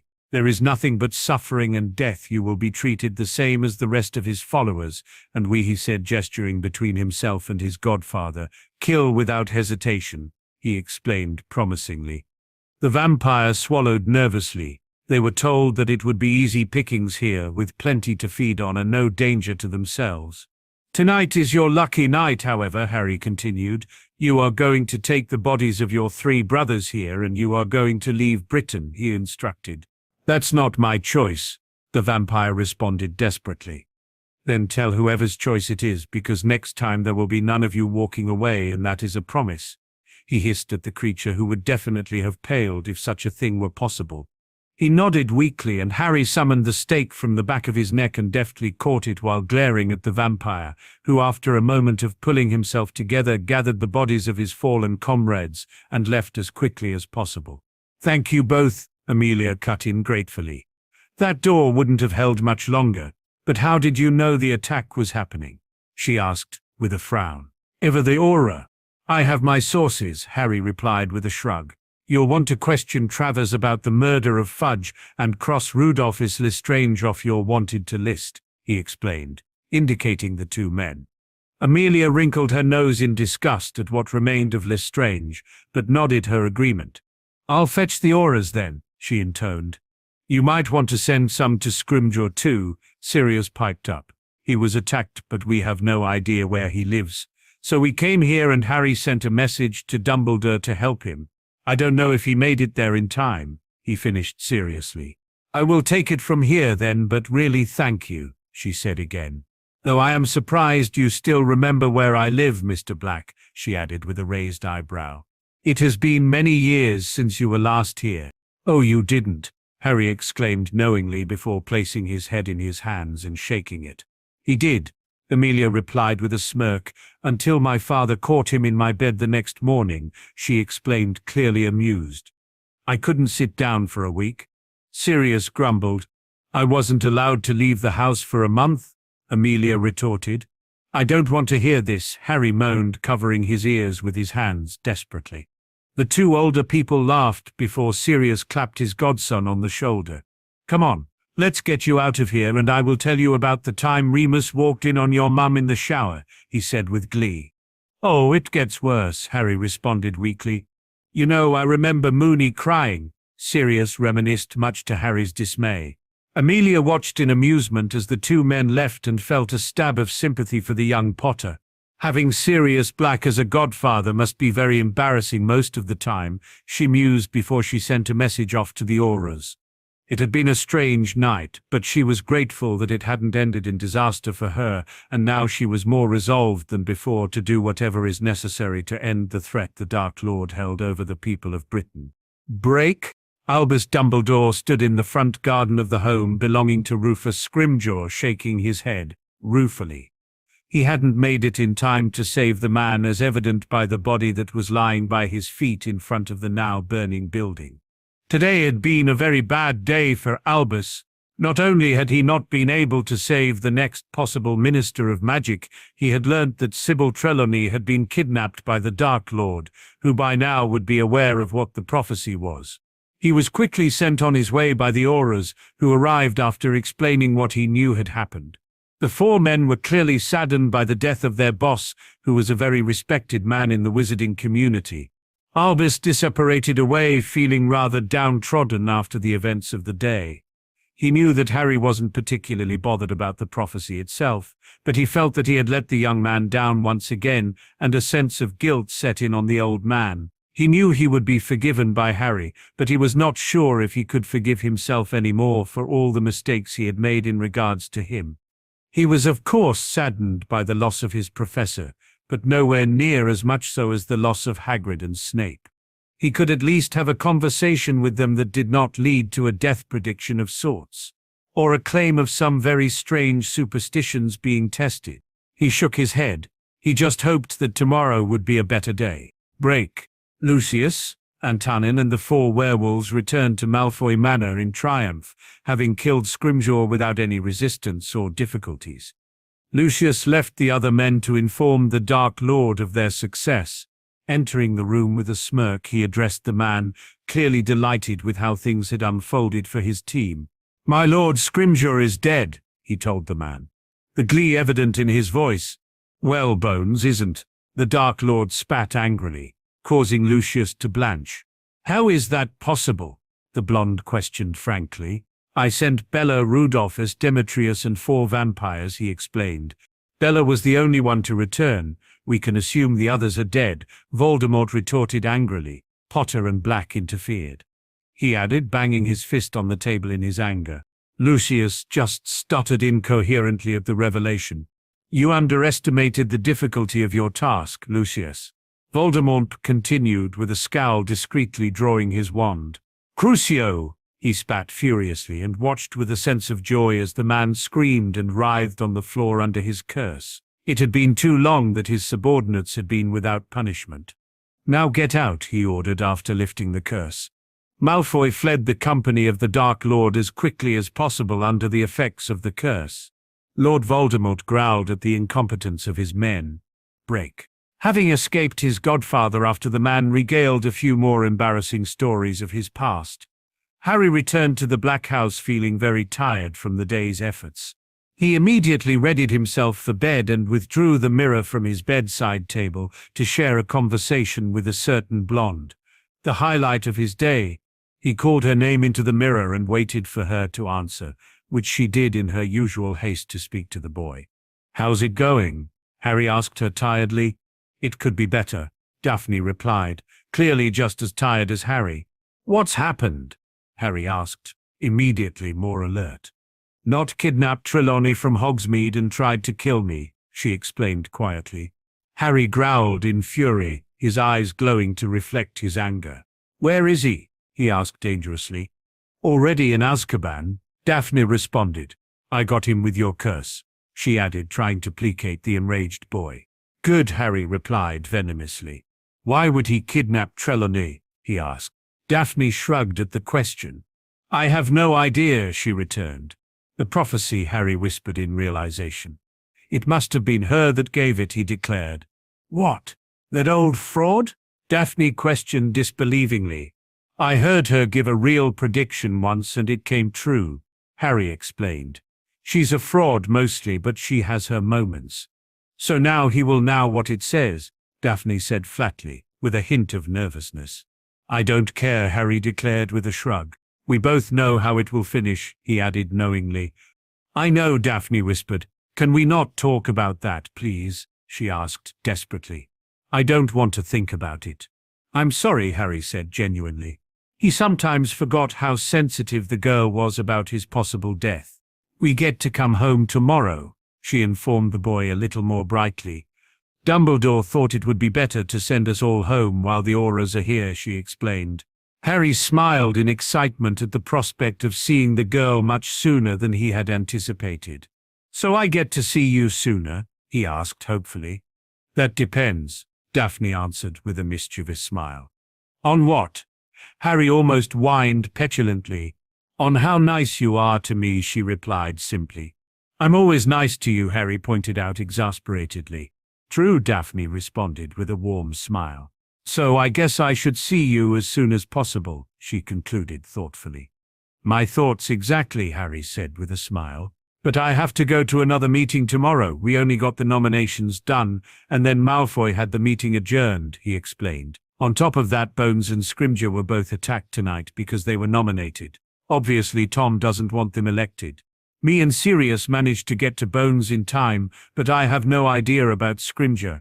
I sent a Patronus to Dumbledore to help there, he finished. Daphne sighed deeply. Please just be careful, she implored. Always, Harry replied with a grin.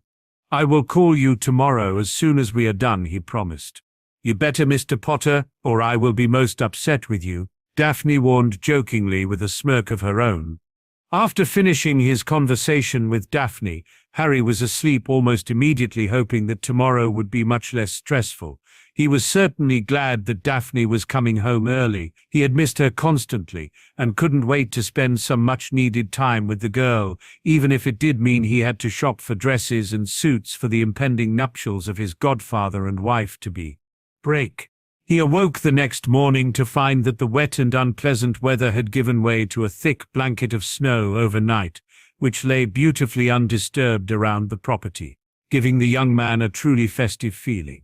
One he had very rarely felt in his life. He showered and dressed before making his way to the Wizengamot meeting, praying that it would not last all day. He doubted very much he could manage another day such as the one yesterday. He arrived in the chamber after passing through a much more heightened security presence in the atrium, and took his seat and waited for the meeting to begin. He spotted Sirius in the public gallery once again, keeping a keen eye on the section of the body that housed Malfoy and his associates. Amelia Bones was sat in her seat, flanked by two Auras also keeping an unwavering vigil, but there was no sign of Scrimgeour. He caught the eye of Dumbledore, who looked very tired and shook his head sadly as he caught sight of the younger man. From his demeanor, Harry assumed that the news regarding the other ministerial candidate was not good. Seeing that everyone was seated, Dumbledore banged his gavel several times to begin the process. Ladies and gentlemen of the Wizengamot, I must begin the day with some very grave news, he started, immediately having the attention of the room. It is my unfortunate duty to inform that both Madame Bones and Rufus Scrimgeour were attacked last night by Death Eaters, the latter being killed in his attempts to defend himself, he explained grimly. There were shouts of outrage from many members of the crowd who demanded more details. Dumbledore held his hands up to silence the crowd before addressing them again. Once again we have both Harry Potter and Sirius Black to thank for their intervention. That Madame Bones has no doubt saved her life, he continued. Usually under these circumstances we would postpone an election, but I feel that I am forced to invoke Article 7 in light of our need for a leader, he announced sternly. You cannot do that, Dumbledore. Lucius stood furiously. As you can see, Lord Travers is missing, and he holds a significant vote for our inclination in the way we vote, he explained angrily. Harry noticed the man certainly looked more peaky today. Clearly his master had not been happy by what had transpired. Lord Travers was apprehended as one of the men who had attacked Madame Bones last night. Dumbledore replied. Lucius paled at that and gaped like a fish. Aye, and he had some very interesting things to say about the death of our former minister also. Alastor Moody growled as he emerged from one of the public galleries, limping in his typical fashion. "That means you are coming with me, Malfoy," he added with a twisted smile. "I think not." Malfoy hissed in disgust at the idea. Before anyone could stop him, he activated a portkey and disappeared, causing an uproar within the room. Clearly Tom made that portkey. Harry mumbled to himself, knowing it would take someone with exceptional skill to bypass the wards in the room. Dumbledore fired a large blast from his wand to gain silence once again. "The vote will go ahead," he said firmly, the twinkle noticeably absent from his blue eyes. "I have just lost 2 votes, Yaxley shouted exasperatedly. "And I bet you'd lose more if I were to start lifting people's sleeves in here." Moody cut in with a threatening growl. "But that's illegal." Yaxley responded weakly, knowing that Fudge had signed that decree many years ago. "For now," Moody grumbled. The vote went ahead as planned, and Amelia Bones was named the new minister, having received over 2/3 of the vote. Those who had backed Yaxley left immediately, clearly very unhappy with the outcome. "My first act as the new minister is to name Gawain Roberts as the new head of the Auror Force, as suggested by Rufus," she announced a little sadly at the mention of her former colleague. The man to her left stood shocked but nodded his acceptance of the promotion stiffly before taking his seat with a determined gleam in his eye. "Secondly, I name Alastor Moody as my replacement as the head of the DMLE, if he accepts," she continued. Moody was clearly surprised, but that look was soon replaced with a maniacal grin, and the man rubbed his gnarled hands together excitedly. "Oh, this will be fun," he said with glee. "We will be having a meeting as soon as we are done here, Alastor," Amelia informed the man. "We have to discuss the soft approach we have been forced to take for far too long against those that threaten our way of life," she explained. Moody looked as though Christmas had come early and simply roared in laughter as he slapped his knee in delight. "It seems that this would be a good time to end this meeting," Dumbledore announced, and headed towards Harry, looking rather grave as the remainder of the crowd began to disperse. "I assume you have heard of what happened to dear Sybil," he stated questioningly. "I find it hard to be sorry about someone who spent most of my 3rd year predicting my death," Harry explained. "But I am sorry, Professor. I'm sure she wasn't always so eccentric," he added sincerely, seeing the sadness in the older man's eyes. "No, she was always eccentric," Dumbledore replied with a slight chuckle. "It was her who made the prophecy, and I fear Tom will certainly know the contents by now," he whispered urgently. "Do you think it will make him more confident or worried?" Harry asked with a frown. "A little of both, I would imagine," Dumbledore answered, tugging his beard thoughtfully. "Then nothing changes, Professor, except the fact there was another unnecessary casualty that he will pay for." Harry decided. Dumbledore nodded. "I just wanted you to know that he probably has it now," he explained. "Thank you, Professor, for being open with me," Harry said with a soft smile towards the older man. He understood that this was not the man's usual way of acting or thinking, and he appreciated the honesty and trust he was being shown. "It is a mistake I don't intend on making again, Harry," he replied with a bow. "Now I believe that there is someone else who wishes to speak with you," he finished, nodding over his shoulder. Harry turned to see Jonathan waiting at a respectable distance for him to finish with the headmaster. "I assume you will be at the wedding, sir," Harry intoned. "I am very much looking forward to it. It has been many years since I went to a wedding," he answered, his eyes twinkling merrily once more.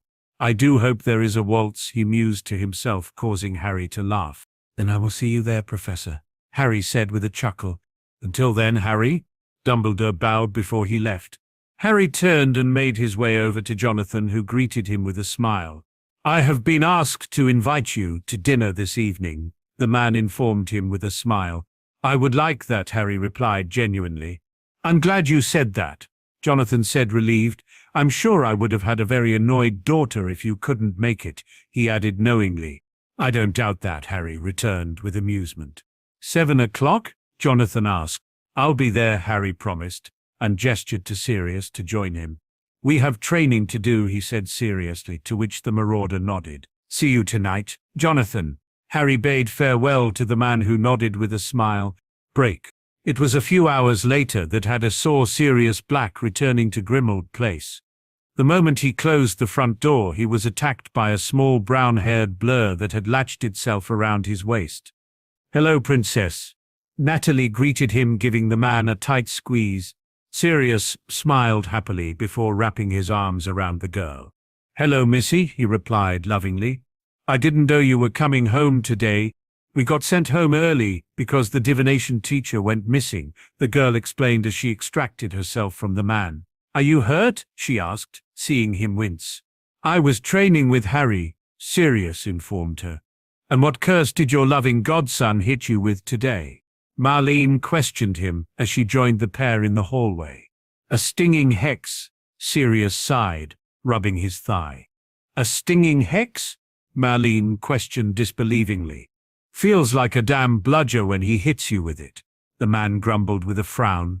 "Marlene says you have something to tell me," Natalie cut in curiously. "We do," Sirius said with a smile as he shepherded the young girl into the kitchen and into a chair. "Well?" Natalie asked impatiently, bouncing in her seat after neither of the grown-ups spoke. "Well," Marlene began, "me and Sirius are getting married on Christmas Eve," she explained excitedly. Natalie was surprised by the news and immediately jumped from her seat to hug the couple. "Does that mean he's going to behave now?" she asked, with a raised eyebrow, pointing at the gaping man. "He had better," Marlene growled in a mockingly threatening tone. "I think you will find I am the most well-behaved one in this house," Sirius retorted with a frown. The two females laughed at his declaration, causing him to pout. "Back 5 minutes and I'm already getting grief," he muttered with a shake of his head. "Anyway," Marlene cut him off before he could continue his mumbling. "That means we need to get your dress if you're going to be standing up the front with me," she added with a smile towards the girl. "You really want me to stand with you?" Natalie asked disbelievingly. "There is no one else I want standing with me more than you," Marlene answered sincerely, pulling the girl into a hug. "Thank you," the girl whispered emotionally, and allowed herself to melt into the embrace. Marlene and Sirius smiled at each other gently, happy that it meant so much to Natalie. "Looks like we will be having a shopping trip tomorrow," Marlene announced, causing Sirius to whimper. "Damn shopping," he grumbled. Marlene just raised an eyebrow at him while Natalie giggled at the man. She was glad to be back here with both Marlene and Sirius. She had missed them both so much while she had been away. Break. Harry arrived at Greengrass Manor to be greeted by a very excitable Daphne, who immediately threw herself in the boy's arms, wrapping hers around him as though she would never let go. "I missed you too," Harry whispered with a smile as he squeezed the girl gently, savoring the moment. Daphne just smiled into his chest, taking in his scent, one of things she found she missed more than anything else while they had been apart.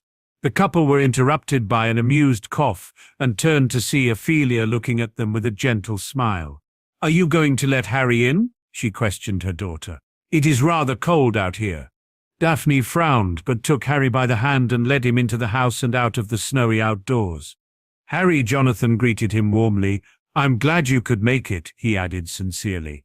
"I'm no longer used to being surrounded by so many females," he finished in faux dismay. Harry chuckled at the man. "I'm glad to be of service," he intoned with a bow. "We have to watch out for each other after all," he added with a wink, causing the man to laugh.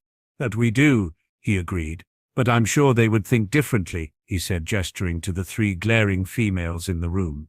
"Hello, Astoria," Harry greeted the girl. "Hello, Harry," Astoria replied. "I'm glad you're here." "Did you miss me too?" Harry asked with a raised eyebrow. "No, but Daphne wouldn't shut up about you all day," Astoria moaned. It was getting annoying. She finished frowning at her sister, who narrowed her eyes. "Shut up, Tori," she hissed, but flushed despite herself.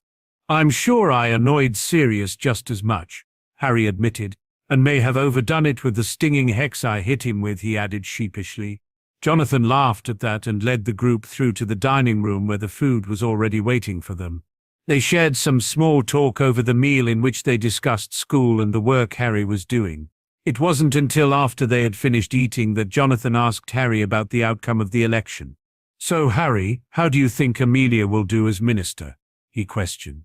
"I have no idea," Harry shrugged. "But it has to be better than that idiot Yaxley," he surmised. Jonathan chuckled and nodded his agreement. I imagine Cousin Gaston was not happy. Ophelia cut in. Harry raised his eyebrows in surprise. I didn't know you were related to the Yaxleys, he exclaimed. Unfortunately, Ophelia said bitterly. My maiden name is Yaxley, she explained with a shake of her head. Well, I am distantly related to Bellatrix Lestrange, and she is definitely insane, Harry shrugged.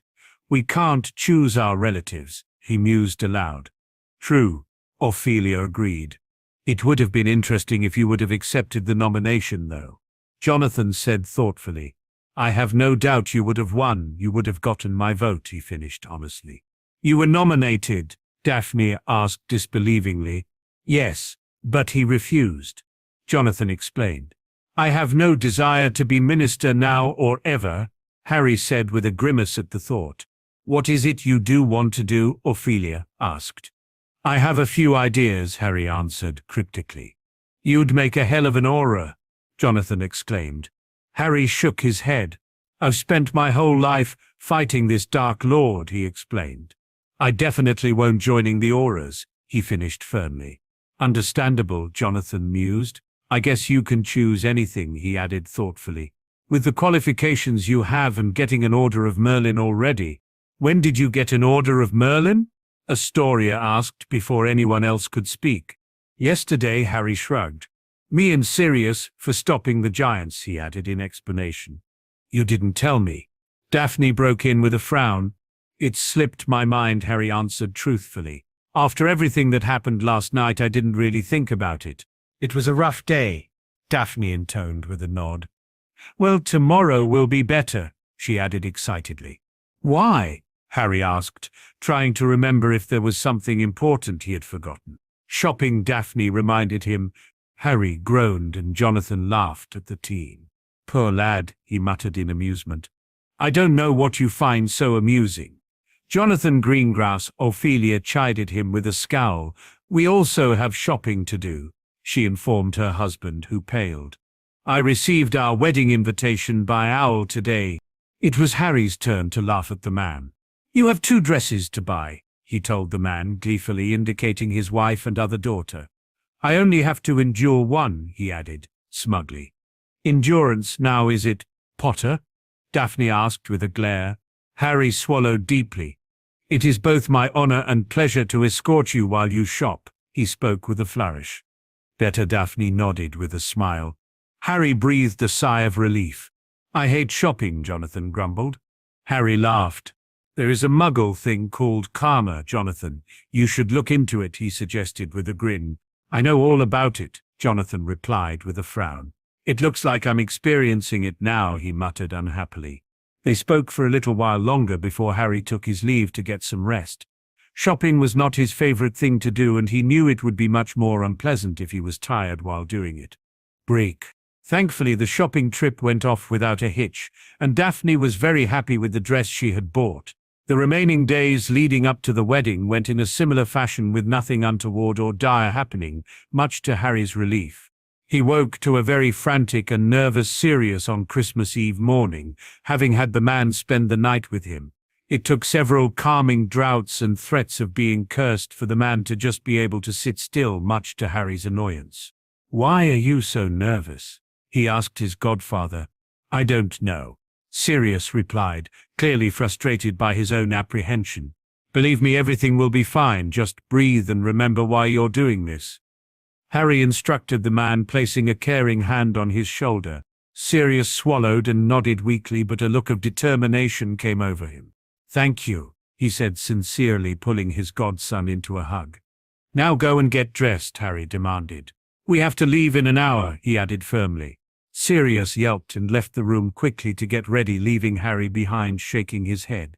By the time the younger man was ready, Sirius was in the drawing room, pacing impatiently, wearing a tailored black tuxedo, complete with a purple waistcoat and a white lily protruding from the pocket of his jacket. Harry was wearing a matching suit minus the waistcoat, and smiled at the man. You scrub up well for a crusty old mutt, he teased gently. Are you ready? He asked. Sirius nodded reluctantly, and the two separated to the church in Godric's Hollow, where Harry had spent a lot of time ensuring the security of the venue. The church was simple but beautiful in its simplicity, and Harry found that he had quite a soft spot for the building. Knowing that his parents were married here also made it that much more special to the teen.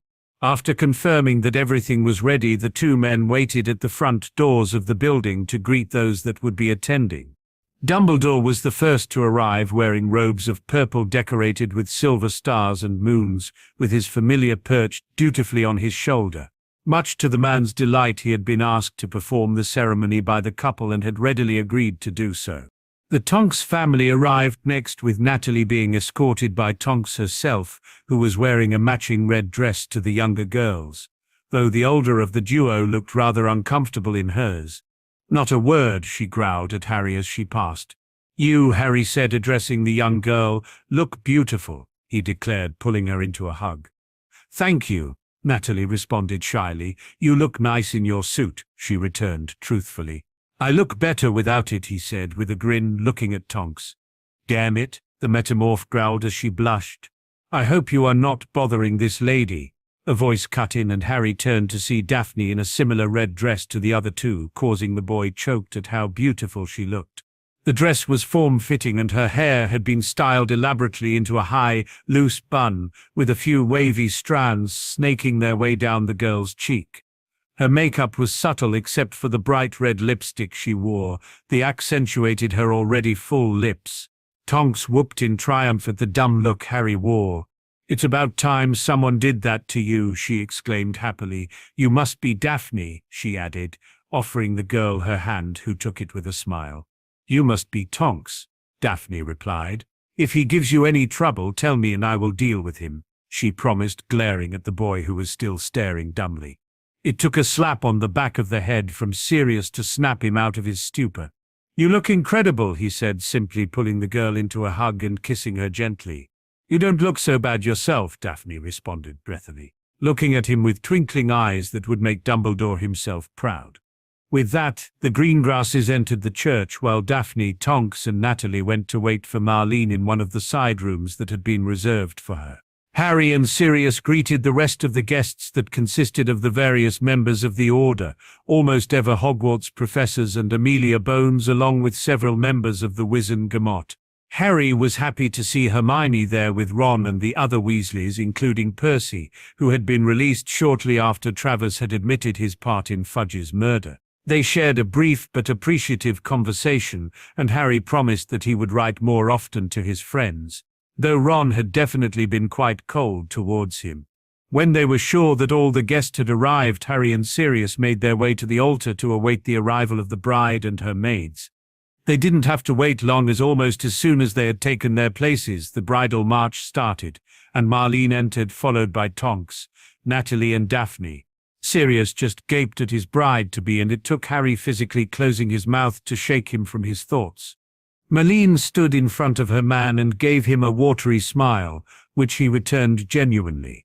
There was no doubt that what they felt for each other was real. They may have spent most of their time together bickering or joking around, but it was easy to see in this moment the love they had for each other. "Ladies and gentlemen," Dumbledore began, smiling jubilantly, "it is my pleasure to have us gathered here today to celebrate the love of two people and join them in matrimony," he continued. "I believe that both Marlene and Sirius have written their own vows, so without further ado," he finished, gesturing for Sirius to begin. The man swallowed and braced himself before he began. "There has never been a time in my life that I have been lost for words," he began with a light chuckle.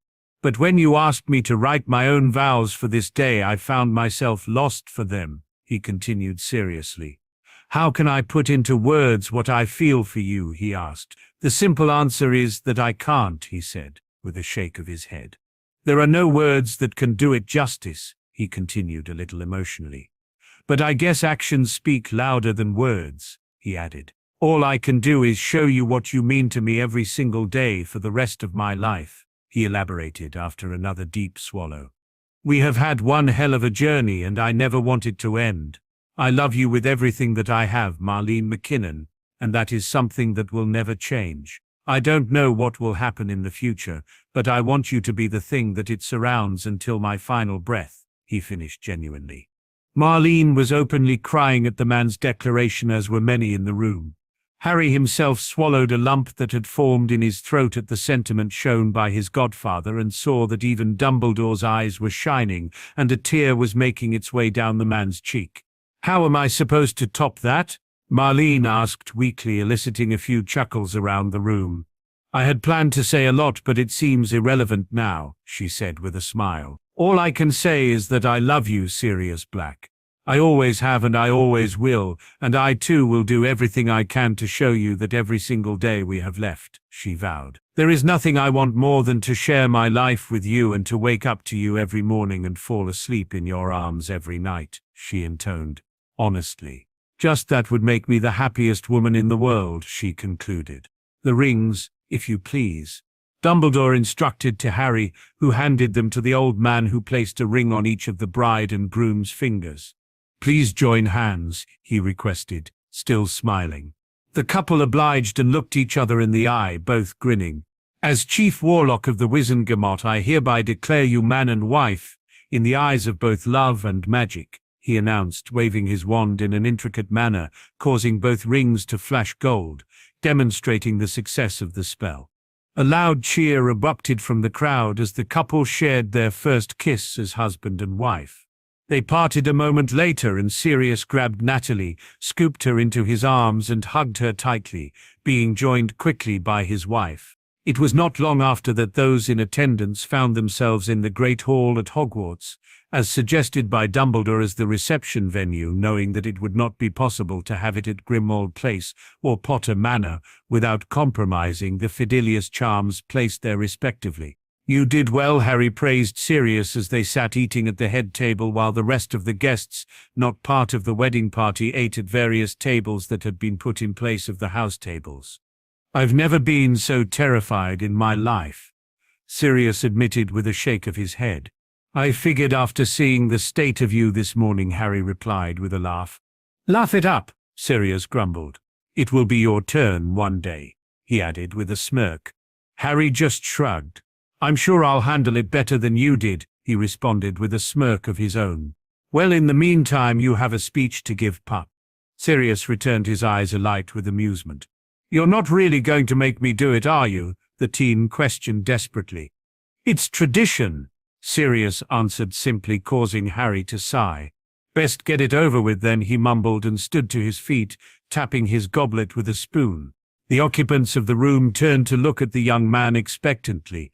"Well," he began uncertainly, "I thought I'd be able to avoid this, but it looks like I failed miserably," he said with a shake of his head. There were a few amused laughs at this, and Harry waited for it to pass before he continued. "The truth is, I don't really know what to say," he admitted honestly.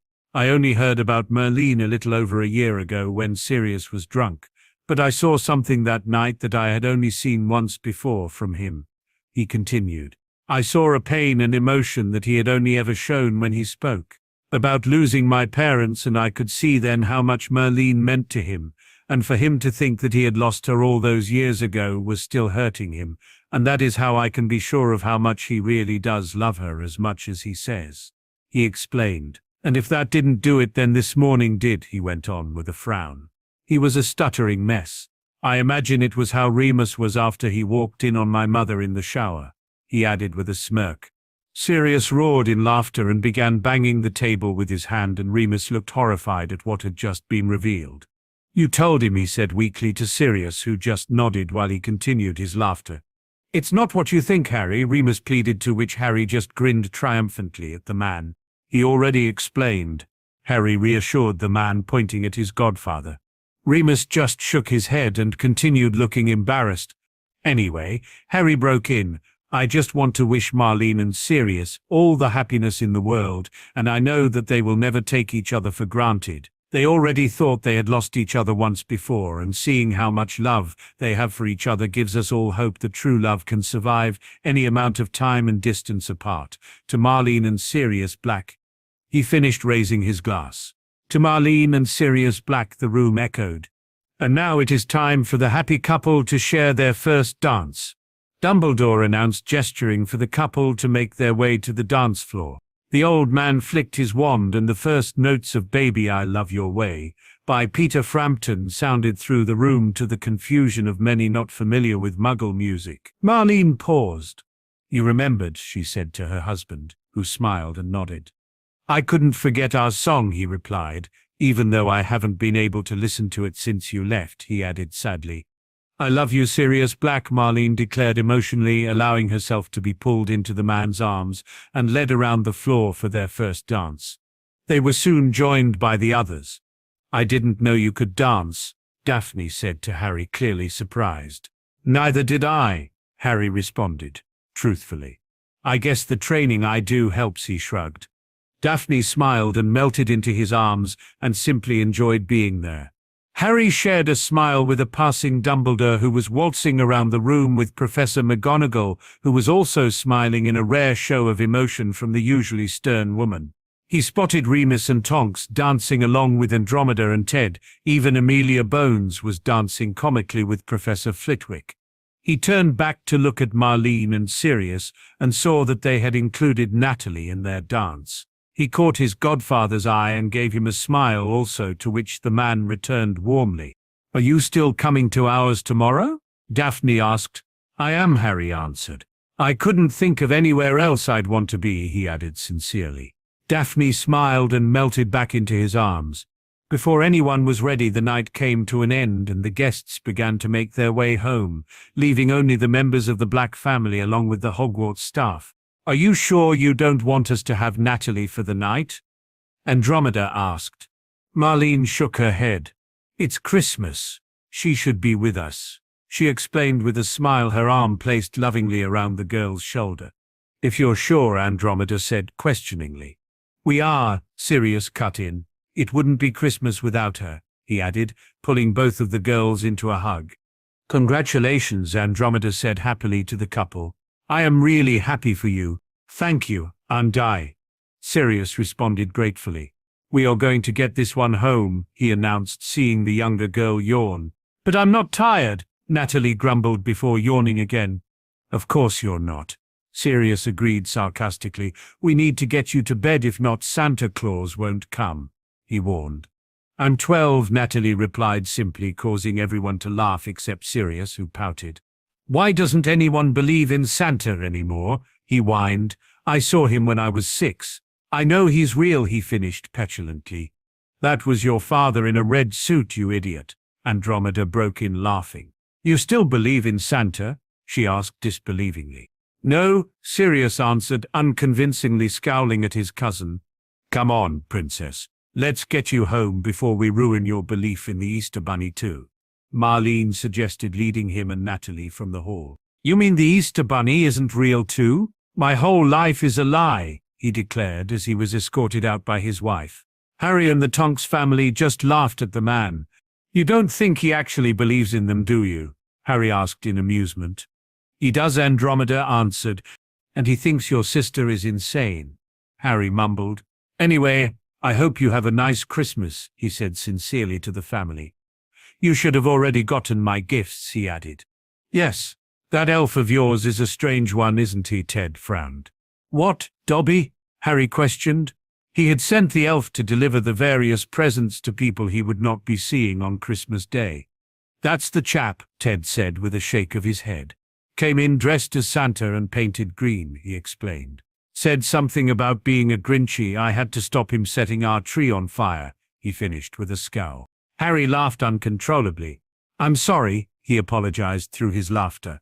I had TVs fitted in one of the rooms and I caught him watching Muggle Christmas movies. He obviously watched The Grinch, he explained. That's it, Ted declared.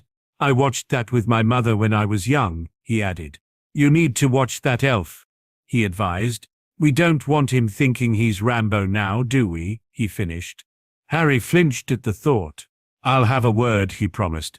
He bid his farewell to the Tonks, completely spent by the long day. He just wanted his bed, knowing that he had another busy day ahead of him tomorrow with Daphne and the rest of her family. Break.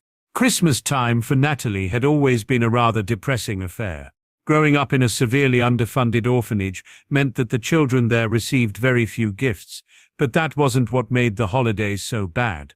This was the time of year more than any that the children would think of the families they may have used to have, and find themselves wondering what Christmas would be like if they had their parents or even relatives around them. They did try to make the best of their situation, but it was always to no avail. The time of year was simply depressing for them, and the fake smiles of joy they wore were obvious. It was clear that their minds were elsewhere, daydreaming about a Christmas with a family that no longer existed. It was this reason that Natalie never looked forward to it. She had spent her time over the years having such thoughts and fantasies and never managed to get into the Christmas spirit. She was woken on this morning by a loud bark and felt something wet slide across her face. She looked up to see a large black shaggy dog staring at her excitedly, its tongue hanging out of its mouth, complete with a Santa hat perched comically on its head. "Your breath really smells, princess," the girl grumbled tiredly. The dog just barked and began bouncing on the bed impatiently, trying to rouse the girl by pawing at her form that was wrapped in her duvet. "All right, I'm awake," Natalie huffed, giving the dog a glare that just panted happily, wagging its tail furiously. "I told you to let her sleep in," the voice of Marlene hissed from the door. The dog whined sadly, its ears falling back to match the whine. "It's okay, I'm awake," Natalie broke in sleepily.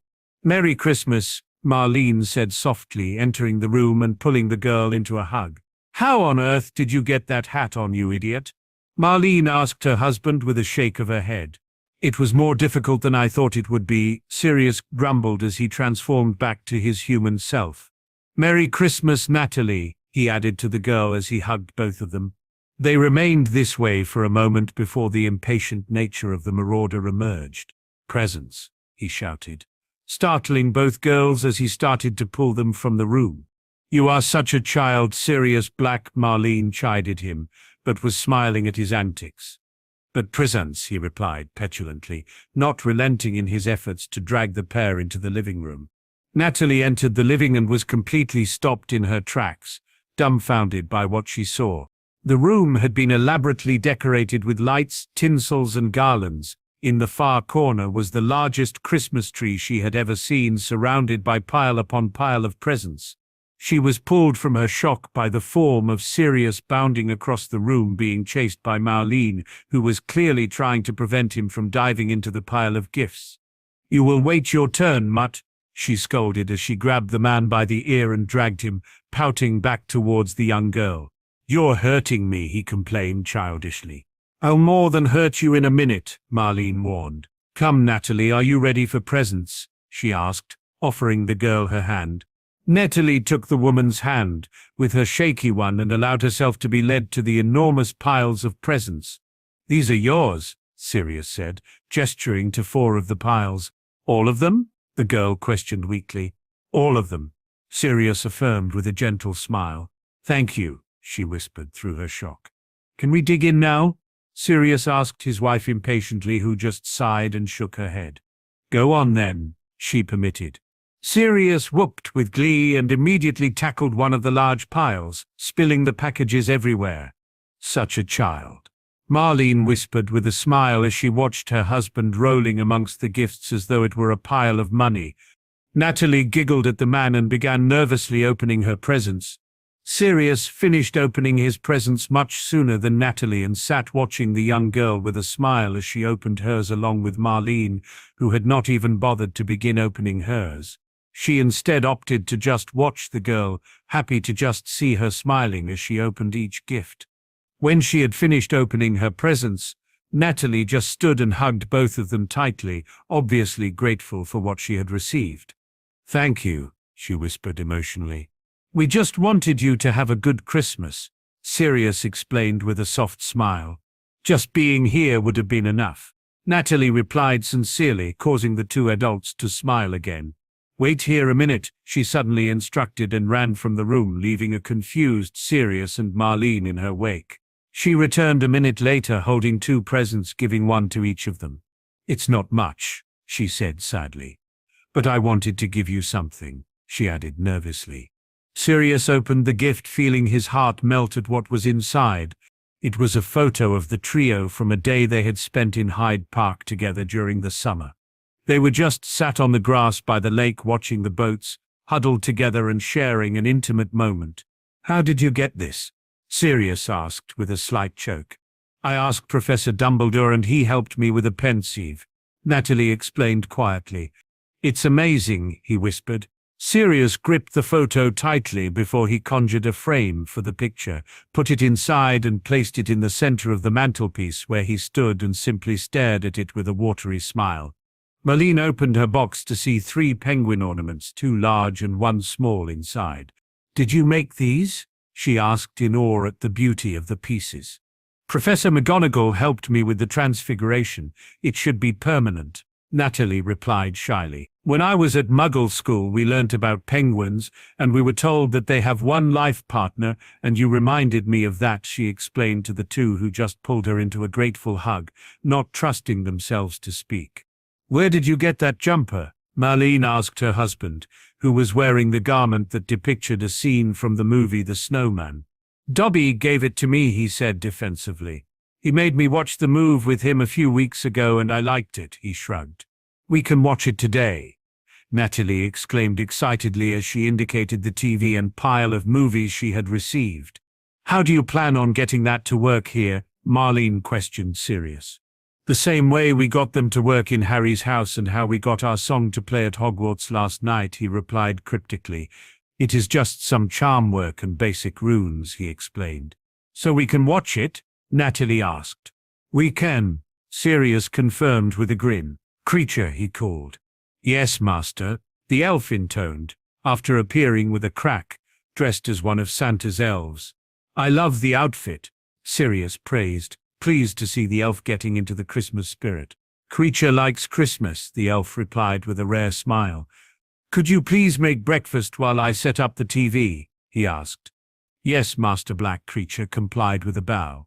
It took a little longer than anticipated, with a lot of cursing from Sirius and a few scoldings by Marlene at his choice of language, but the marauder eventually managed to get the TV to work, and the trio sat down to watch the movie after eating their breakfast.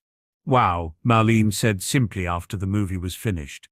"I told you it was good," Sirius proclaimed smugly. "Not mocking my jumper now, are you?" he asked with a grin. "It doesn't matter," Marlene declared. "I can just steal it later," she added with a mischievous look causing her husband to look horrified. "You wouldn't," he stated dumbly. "You know I would, Sirius Black, like the time I took your leather jacket," she reminded him. "I never did see that jacket again," he grumbled with a frown.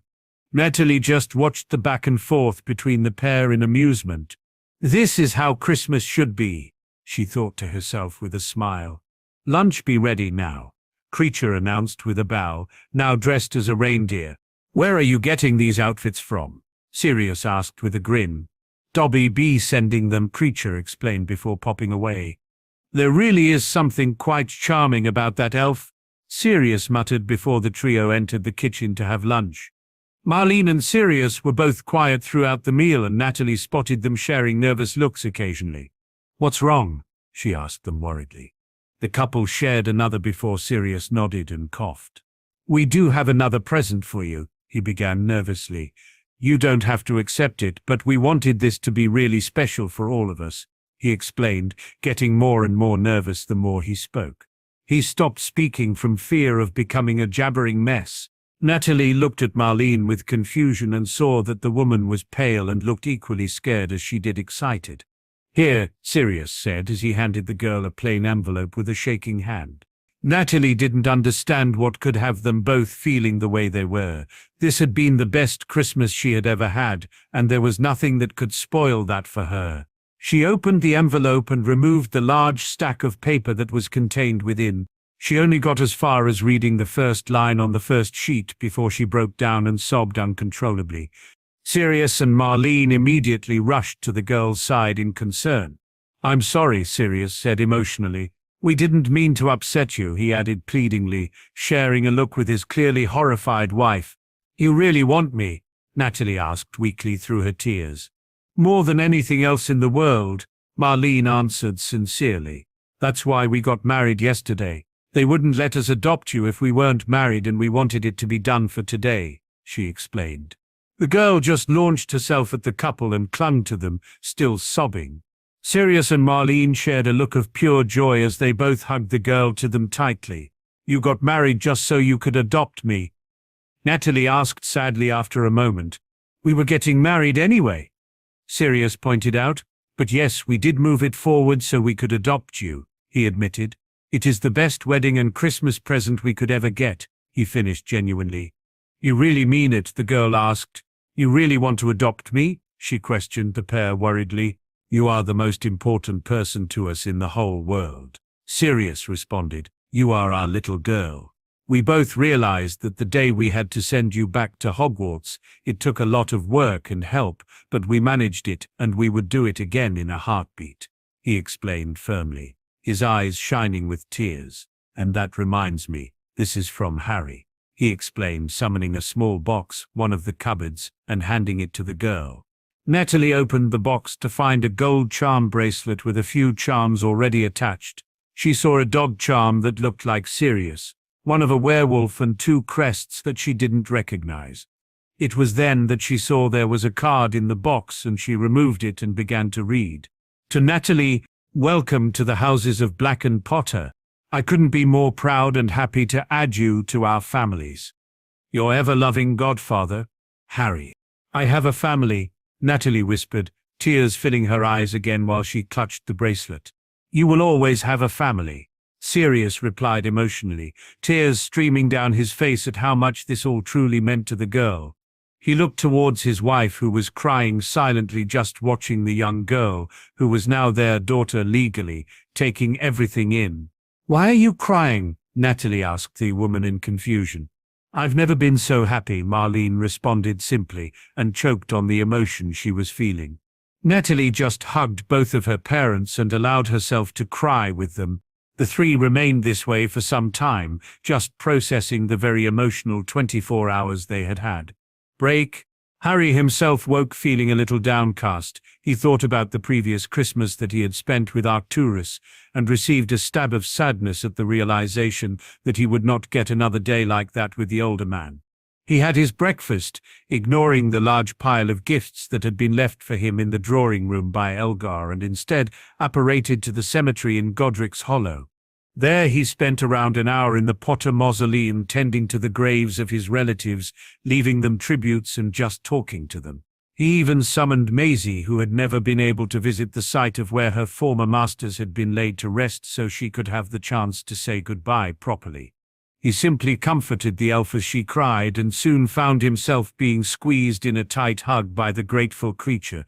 "Thank yous, Master Harry," she said gratefully when she was capable. "They're your family too," Harry said simply. "You can come here any time you like," he added sincerely. Maisie just sniffled but nodded her acknowledgement. He visited the Black Crypt next, spending his time there much the same way he had with the Potters.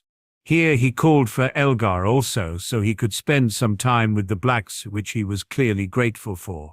Before he left the crypt, he approached the grave of Arcturus once more and placed the photo he had given the man last year of him, his wife and Harry's grandparents on top of his tombstone. "I thought that this should be here with you, my friend," he whispered, placing his hand on the monument lovingly. "I miss you," he added before disapparating back home.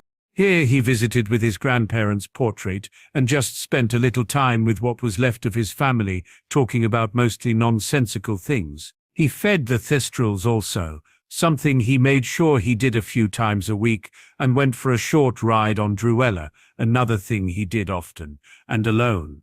This was one of the few things he had to himself that he enjoyed and savored the sense of freedom it gave him. He had not been confronted by the Griffins again as yet.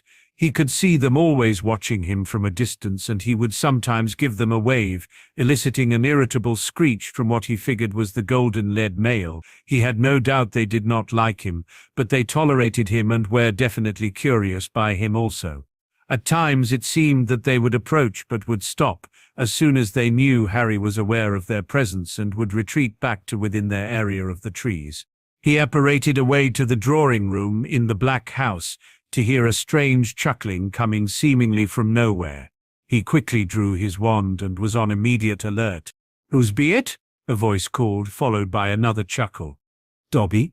Harry questioned in confusion.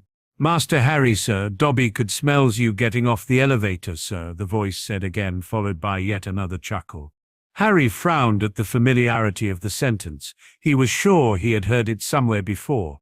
Did you get my gift? He asked a little nervously, looking around the room for any sign of the elf. Dobby did, sir, and Dobby has a gift for you, the elf replied with a mischievous snicker. Really? Harry asked, still confused. Yes, sir, Dobby is going to give you to the count of 10s to get your filthy yellows, no goods keister off his property before he pumps your guts as full of leads, sir. Harry's eyebrows rose in realization, but he knew it was too late. 1s, 2s, 10s. Dobby counted and Harry threw himself to the ground and covered his ears. He could still hear the series of explosions though his ears were covered and waited for them to pass, feeling very embarrassed by the situation he found himself in. I shouldn't have brought you the Home Alone movies, he grumbled as he hauled himself to his feet. You can come out now, he commanded with a scowl. Both Dobby and Creature appeared doubled up with laughter. Where did you get the firecrackers? Harry questioned them irritably, but he was definitely a little curious at what they had been up to. We got them from the Red Twins, Dobby explained with a toothy grin. Fred and George, Harry growled. I hope you plan on cleaning this, he added with a sigh. Wiz will, sir, but we has more movies to be watching now, Dobby answered before the pair popped away. Harry just shook his head at them before having a little smile. Although it had irritated him at first, it had definitely lifted his spirits.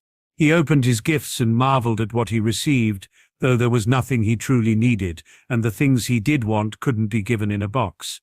When he was ready, he made sure he had all the gifts he was taking with him to the greengrasses, and apparated there to be greeted by a very excitable Daphne, who was clearly waiting for him.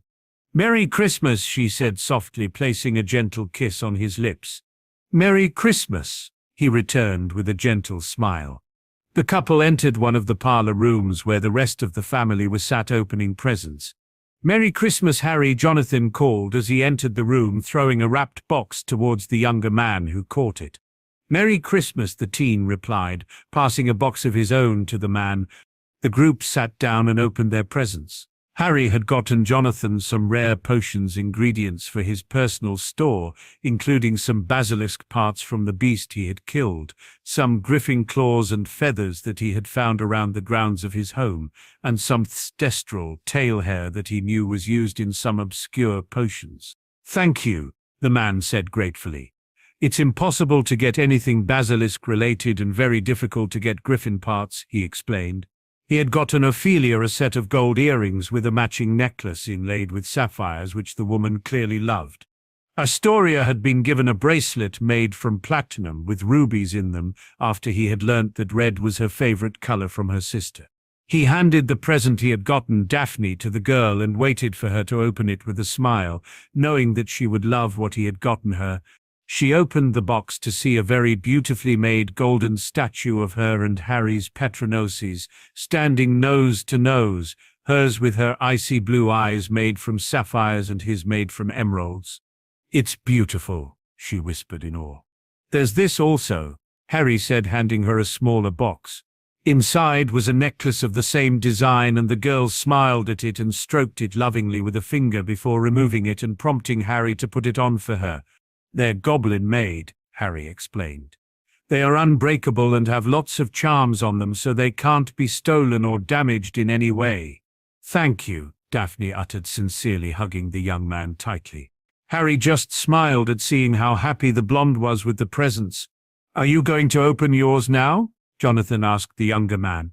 Harry nodded and opened the present that the man had thrown to him when he entered, and smiled when he saw what was inside. The box contained an ornate carving of both the Potter and Black crests, made from one large piece of oak, the mottos of each family carved into the bottom. Thank you, he said gratefully to the man and woman. When you take it out of the box, it will automatically size to how it was originally created. It is rather large. The man explained. I'll put it in my library, Harry announced happily. He then opened the box that he had received from Astoria and simply stared at what was inside. It was a painting of a thestral that he was very familiar with. Did you paint this? He asked. And the girl nodded shyly. It looks just like her, he whispered. Like who? Astoria asked. He looked around the room and smiled. If you don't mind taking a trip, I will show you, he offered. Where? The younger girl asked. My house, Harry said simply. We can do that, Jonathan answered. He himself was keen to see Potter Manor. You have to open this first, though, Daphne cut in, handing him a box nervously. He opened it and felt his eyes beginning to brim with tears. Inside was a picture of him, Sirius and Arcturus. Harry recognized it as the day of Sirius's trial, and saw the older man looking at him and his godfather with a rare look of pride in his eyes. He would kill me for having this picture, Harry chuckled. Why? Daphne questioned apprehensively. Because he actually looks happy, Harry responded with a smile. Thank you, he added sincerely. I don't have a picture of us together, and it really means more than I can say, he finished genuinely. If we are going, then we should leave now, Ophelia suggested. Lunch will be ready fairly soon. Harry nodded and wrote down the location of Potter Manor on a piece of parchment and passed it round the room, burning it once it came back to him. Are you ready? He asked. At the nods he received, he took Daphne by the hand and apparated them to the front gates of his home, being shortly joined by the other 3 members of the Greengrass family. Jonathan let out an appreciative whistle when he saw the house. It really is beautiful, he observed, and very secluded, he added, noticing that there were no other visible houses within sight. My family were very private, Harry shrugged, before beginning to lead them up to the house. He gave them a tour of the house, avoiding the library and the office that contained all the dark arts books, knowing that a visit with his grandparents with Daphne was better left when they had more time. He led them into the grounds, towards where he knew the Thestrals were, and stopped them short. Just be careful, he advised. They are usually placid, but are really dangerous if you threaten them, he explained knowingly. The Greengrasses just nodded and watched as the teen began whistling in a low key, trying to entice the herd to them. They didn't have to wait long before the first one emerged, who was quickly knocked aside by a very excited one that charged straight towards Harry, clearly happy to see him. I've only been gone a few hours, girl, he chuckled as the beast began rubbing its head into his chest. I have a few people for you to meet if you don't mind, he said questioningly, to which the Thestral just snorted. He turned to see the Greengrasses looking at him with gentle smiles on their faces. This is Druella, he introduced the Thestral to the family. It's your Patroness, Astoria said simply. And the painting you did, obviously inadvertently, he explained happily. She's amazing. Ophelia intoned. You certainly have a way with animals, she observed. Tell that to the Griffins, Harry mumbled. Griffins? Jonathan asked worriedly. Yeah, Harry sighed. They won't come near us, though, he assured the man. Jonathan breathed a sigh of relief. Daphne stepped forward and held her hand out to the creature, who sniffed it and began rubbing her head in it after a moment. She really is wonderful, Daphne declared with a smile. She is, Harry whispered. I come here a lot, he explained. It's one of the only places I can just be alone and not worry about anything. Then why would you bring us here? Daphne asked with a slight frown. Because the other place I get that feeling is when I'm with you, he answered simply. Daphne just smiled at the young man. He had the entire world on his shoulders yet. He was one of the most kind and gentle men you would ever meet, until you upset him, that is. Then he was both merciless and ruthless, and an enemy you did not want. She had seen both sides of the young man and loved them equally. They balanced each other out perfectly. Seeing him how he was now, it would be hard to believe that he could be such a dangerous man with a wand in his hand. But seeing him with a wand in his hand and in battle, you would never believe that he could be so gentle as he was demonstrating now. She knew that she was lucky, as she was one of very few people that got to see both sides of Harry Potter. I think lunch will be ready now, Ophelia cut in reluctantly. You can come here any time you like, Harry offered. Just don't come out here alone, he advised. The group left the wooded area and began walking back towards the house. Shit, Jonathan said suddenly. I guess they are the Griffins, he added, pointing to the 7 beasts that were watching them and pawing the ground grumpily. That's them, Harry replied with a nod. They are huge, Ophelia gasped. And surly bastards too, Harry grumbled. The group began walking again when they were cut short by a screech. Harry immediately drew his wand only to see the 7 creatures still stood where they were. Harry frowned and looked around quickly, spotting something a lot smaller than the griffins running towards them. They had another baby, he said in realization, as he recognized that the smaller beast was in fact a younger griffin. He noticed that the group of griffins started approaching, clearly a mixture of being distraught and angry. Making a decision, he scooped up the younger creature that couldn't be very old at all and walked towards them to meet them halfway. "Hurry," Daphne called worriedly, but was pulled back by her father. "They're angry. You have to let him handle it," he explained. "They at least know him." Daphne swallowed and nodded reluctantly. Harry approached the lead male, who was giving him a murderous look, screeching and ruffling its feathers threateningly. "I brought her back for you," he said gently, and placed the baby on the floor. He stepped back, holding his hands out to his side to show that he wasn't a threat. The little griffin screeched and ran back towards him. Harry looked at the others, who were eyeing him critically by this point. "Come on, little one," he cooed. "You have to go back to your family." He picked the baby up once more and nervously approached the group. Upon reaching them, he placed it on the floor once more and stepped away again, only to be approached by the smaller golden griffin and sniffed tentatively. "I guess she is yours then," Harry surmised, nodding to the smaller green creature. The griffin nodded, gave a low throaty growl and began nibbling his hand affectionately, much to his surprise. He chuckled. "I guess you've had bad experiences of wizards in the past," he stated. The griffin just growled again and was joined by the rest of the group, who approached him slowly and sniffed him, growling in apparent approval. "I wouldn't ever hurt any of you," he whispered gently, and reached his other hand out to pet them, which they allowed and even seemed to enjoy. "You can come and see me any time. You are safe here, I promise," he explained. The griffins screeched in approval and ruffled their feathers, but it was much less threatening this time. "I will see you soon," Harry said happily, as he turned away and walked back towards the green grasses. Jonathan shook his head disbelievingly. "It looks like he made some new friends," he exclaimed, with amusement. Daphne just sighed in relief that he hadn't been harmed. "I guess they are just very misunderstood," Harry proclaimed as he approached them. "You sound just like Hagrid did," Astoria replied. Harry chuckled in remembrance at the half-giant's attitude towards what people considered dangerous animals. "Can we eat now?" Ophelia asked, as her stomach gave a deep rumble, causing the rest of them to laugh. Lunch was a peaceful affair where they shared simple conversations and just enjoyed the festivity of the day. Harry found that he was in much brighter spirits than when he had woken up and was grateful for the family that he was sharing the time with. It was just after they had finished dessert that they were interrupted by the sound of a frantic elf talking to someone in the hallway.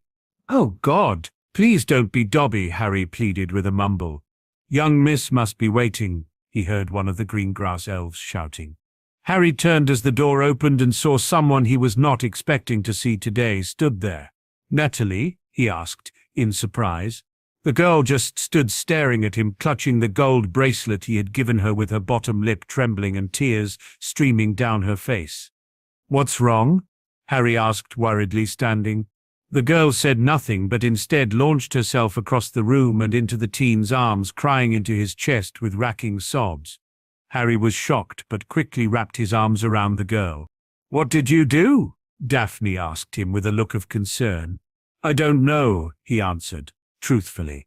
"I'm sorry, Jonathan," the voice of Sirius sounded from the doorway as the man entered with Marlene in tow. "She insisted on seeing Harry," he explained. "Don't be silly, Sirius," Jonathan dismissed.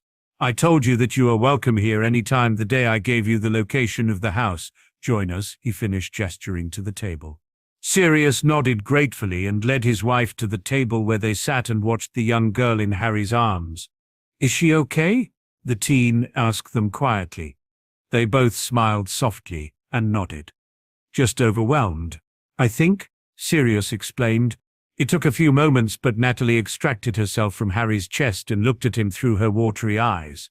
"You're really my godfather," she choked out. "You want me as your family?" she added hopefully. Harry just smiled gently at the girl and pulled her into a hug. You were already my family, he whispered. Now it's just official. Natalie just nodded and choked back another sob. What is going on? Astoria asked impatiently. Well, I'm guessing that she's quite happy about the adoption, Harry stated with a look towards Marlene and Sirius. You adopted her? Jonathan asked in shock. We did, Sirius answered, putting an arm around his wife. With Harry's help we managed it, he explained. I didn't do much, Harry cut in with a shake of his head. If it wasn't for you, it wouldn't have happened, Marlene replied genuinely. She deserves to be happy, Harry responded quietly. And that is definitely with the two of you, he added sincerely, looking at the newlyweds. I would have given all the gold in both vaults for that, he finished firmly. What did you do? Daphne asked. We had to go through the Muggle system, which was the easy part, Sirius explained. It was the ministry that was the problem, with Marlene being a werewolf and me an ex-convict, wrongfully convicted of course. They turned down our application. Harry went in and reminded them why you should not mess with the Potters or the Blacks. He finished with a gleeful grin. What did you do? Daphne asked with narrowed eyes. I may have told them they can start fighting their own battles if they didn't allow Natalie to be adopted by them. Harry answered sheepishly. How very Slytherin of you, Jonathan said in amusement. That is definitely the black side. Sirius agreed. Natalie, can I borrow him for a moment? Daphne asked casually. Natalie looked towards the girl and then back at Harry. I think you might be in trouble again, she whispered to the teen, who flinched at the thought. She stood and stepped away as Daphne approached. Harry swallowed as he saw the look in the girl's eyes. You, Harry Potter, are the most sweetest person I have ever met, she declared, giving him a searing kiss and wrapping her arms around his waist, burying her face in his shoulder. Harry gratefully wrapped his arms around the girl and smiled. You're not mad? He asked. How can I be mad at you for that? She asked emotionally. She looked up at him, her eyes full of unshed tears, and smiled. How are you such a good person? She asked a little sadly. Because of the people I have around me, he answered honestly. If it wasn't for all of you, I'd be on a very dark and lonely road that only ends in one place, he added truthfully. It's all of this, he said, gesturing to everyone in the room, that I fight for. And that makes me who I am. That and a surly old git who showed me the way and where I come from, he finished with a chuckle. Daphne just smiled at him. Don't ever change, she whispered as she kissed him again. Never, Harry promised. For now they could all just be content by spending the holidays with those they cared for and not have to worry about anything else for the moment. The war and all the darkness was put to the back of their minds as they celebrated Christmas together as friends and a growing family of Blacks and Potters.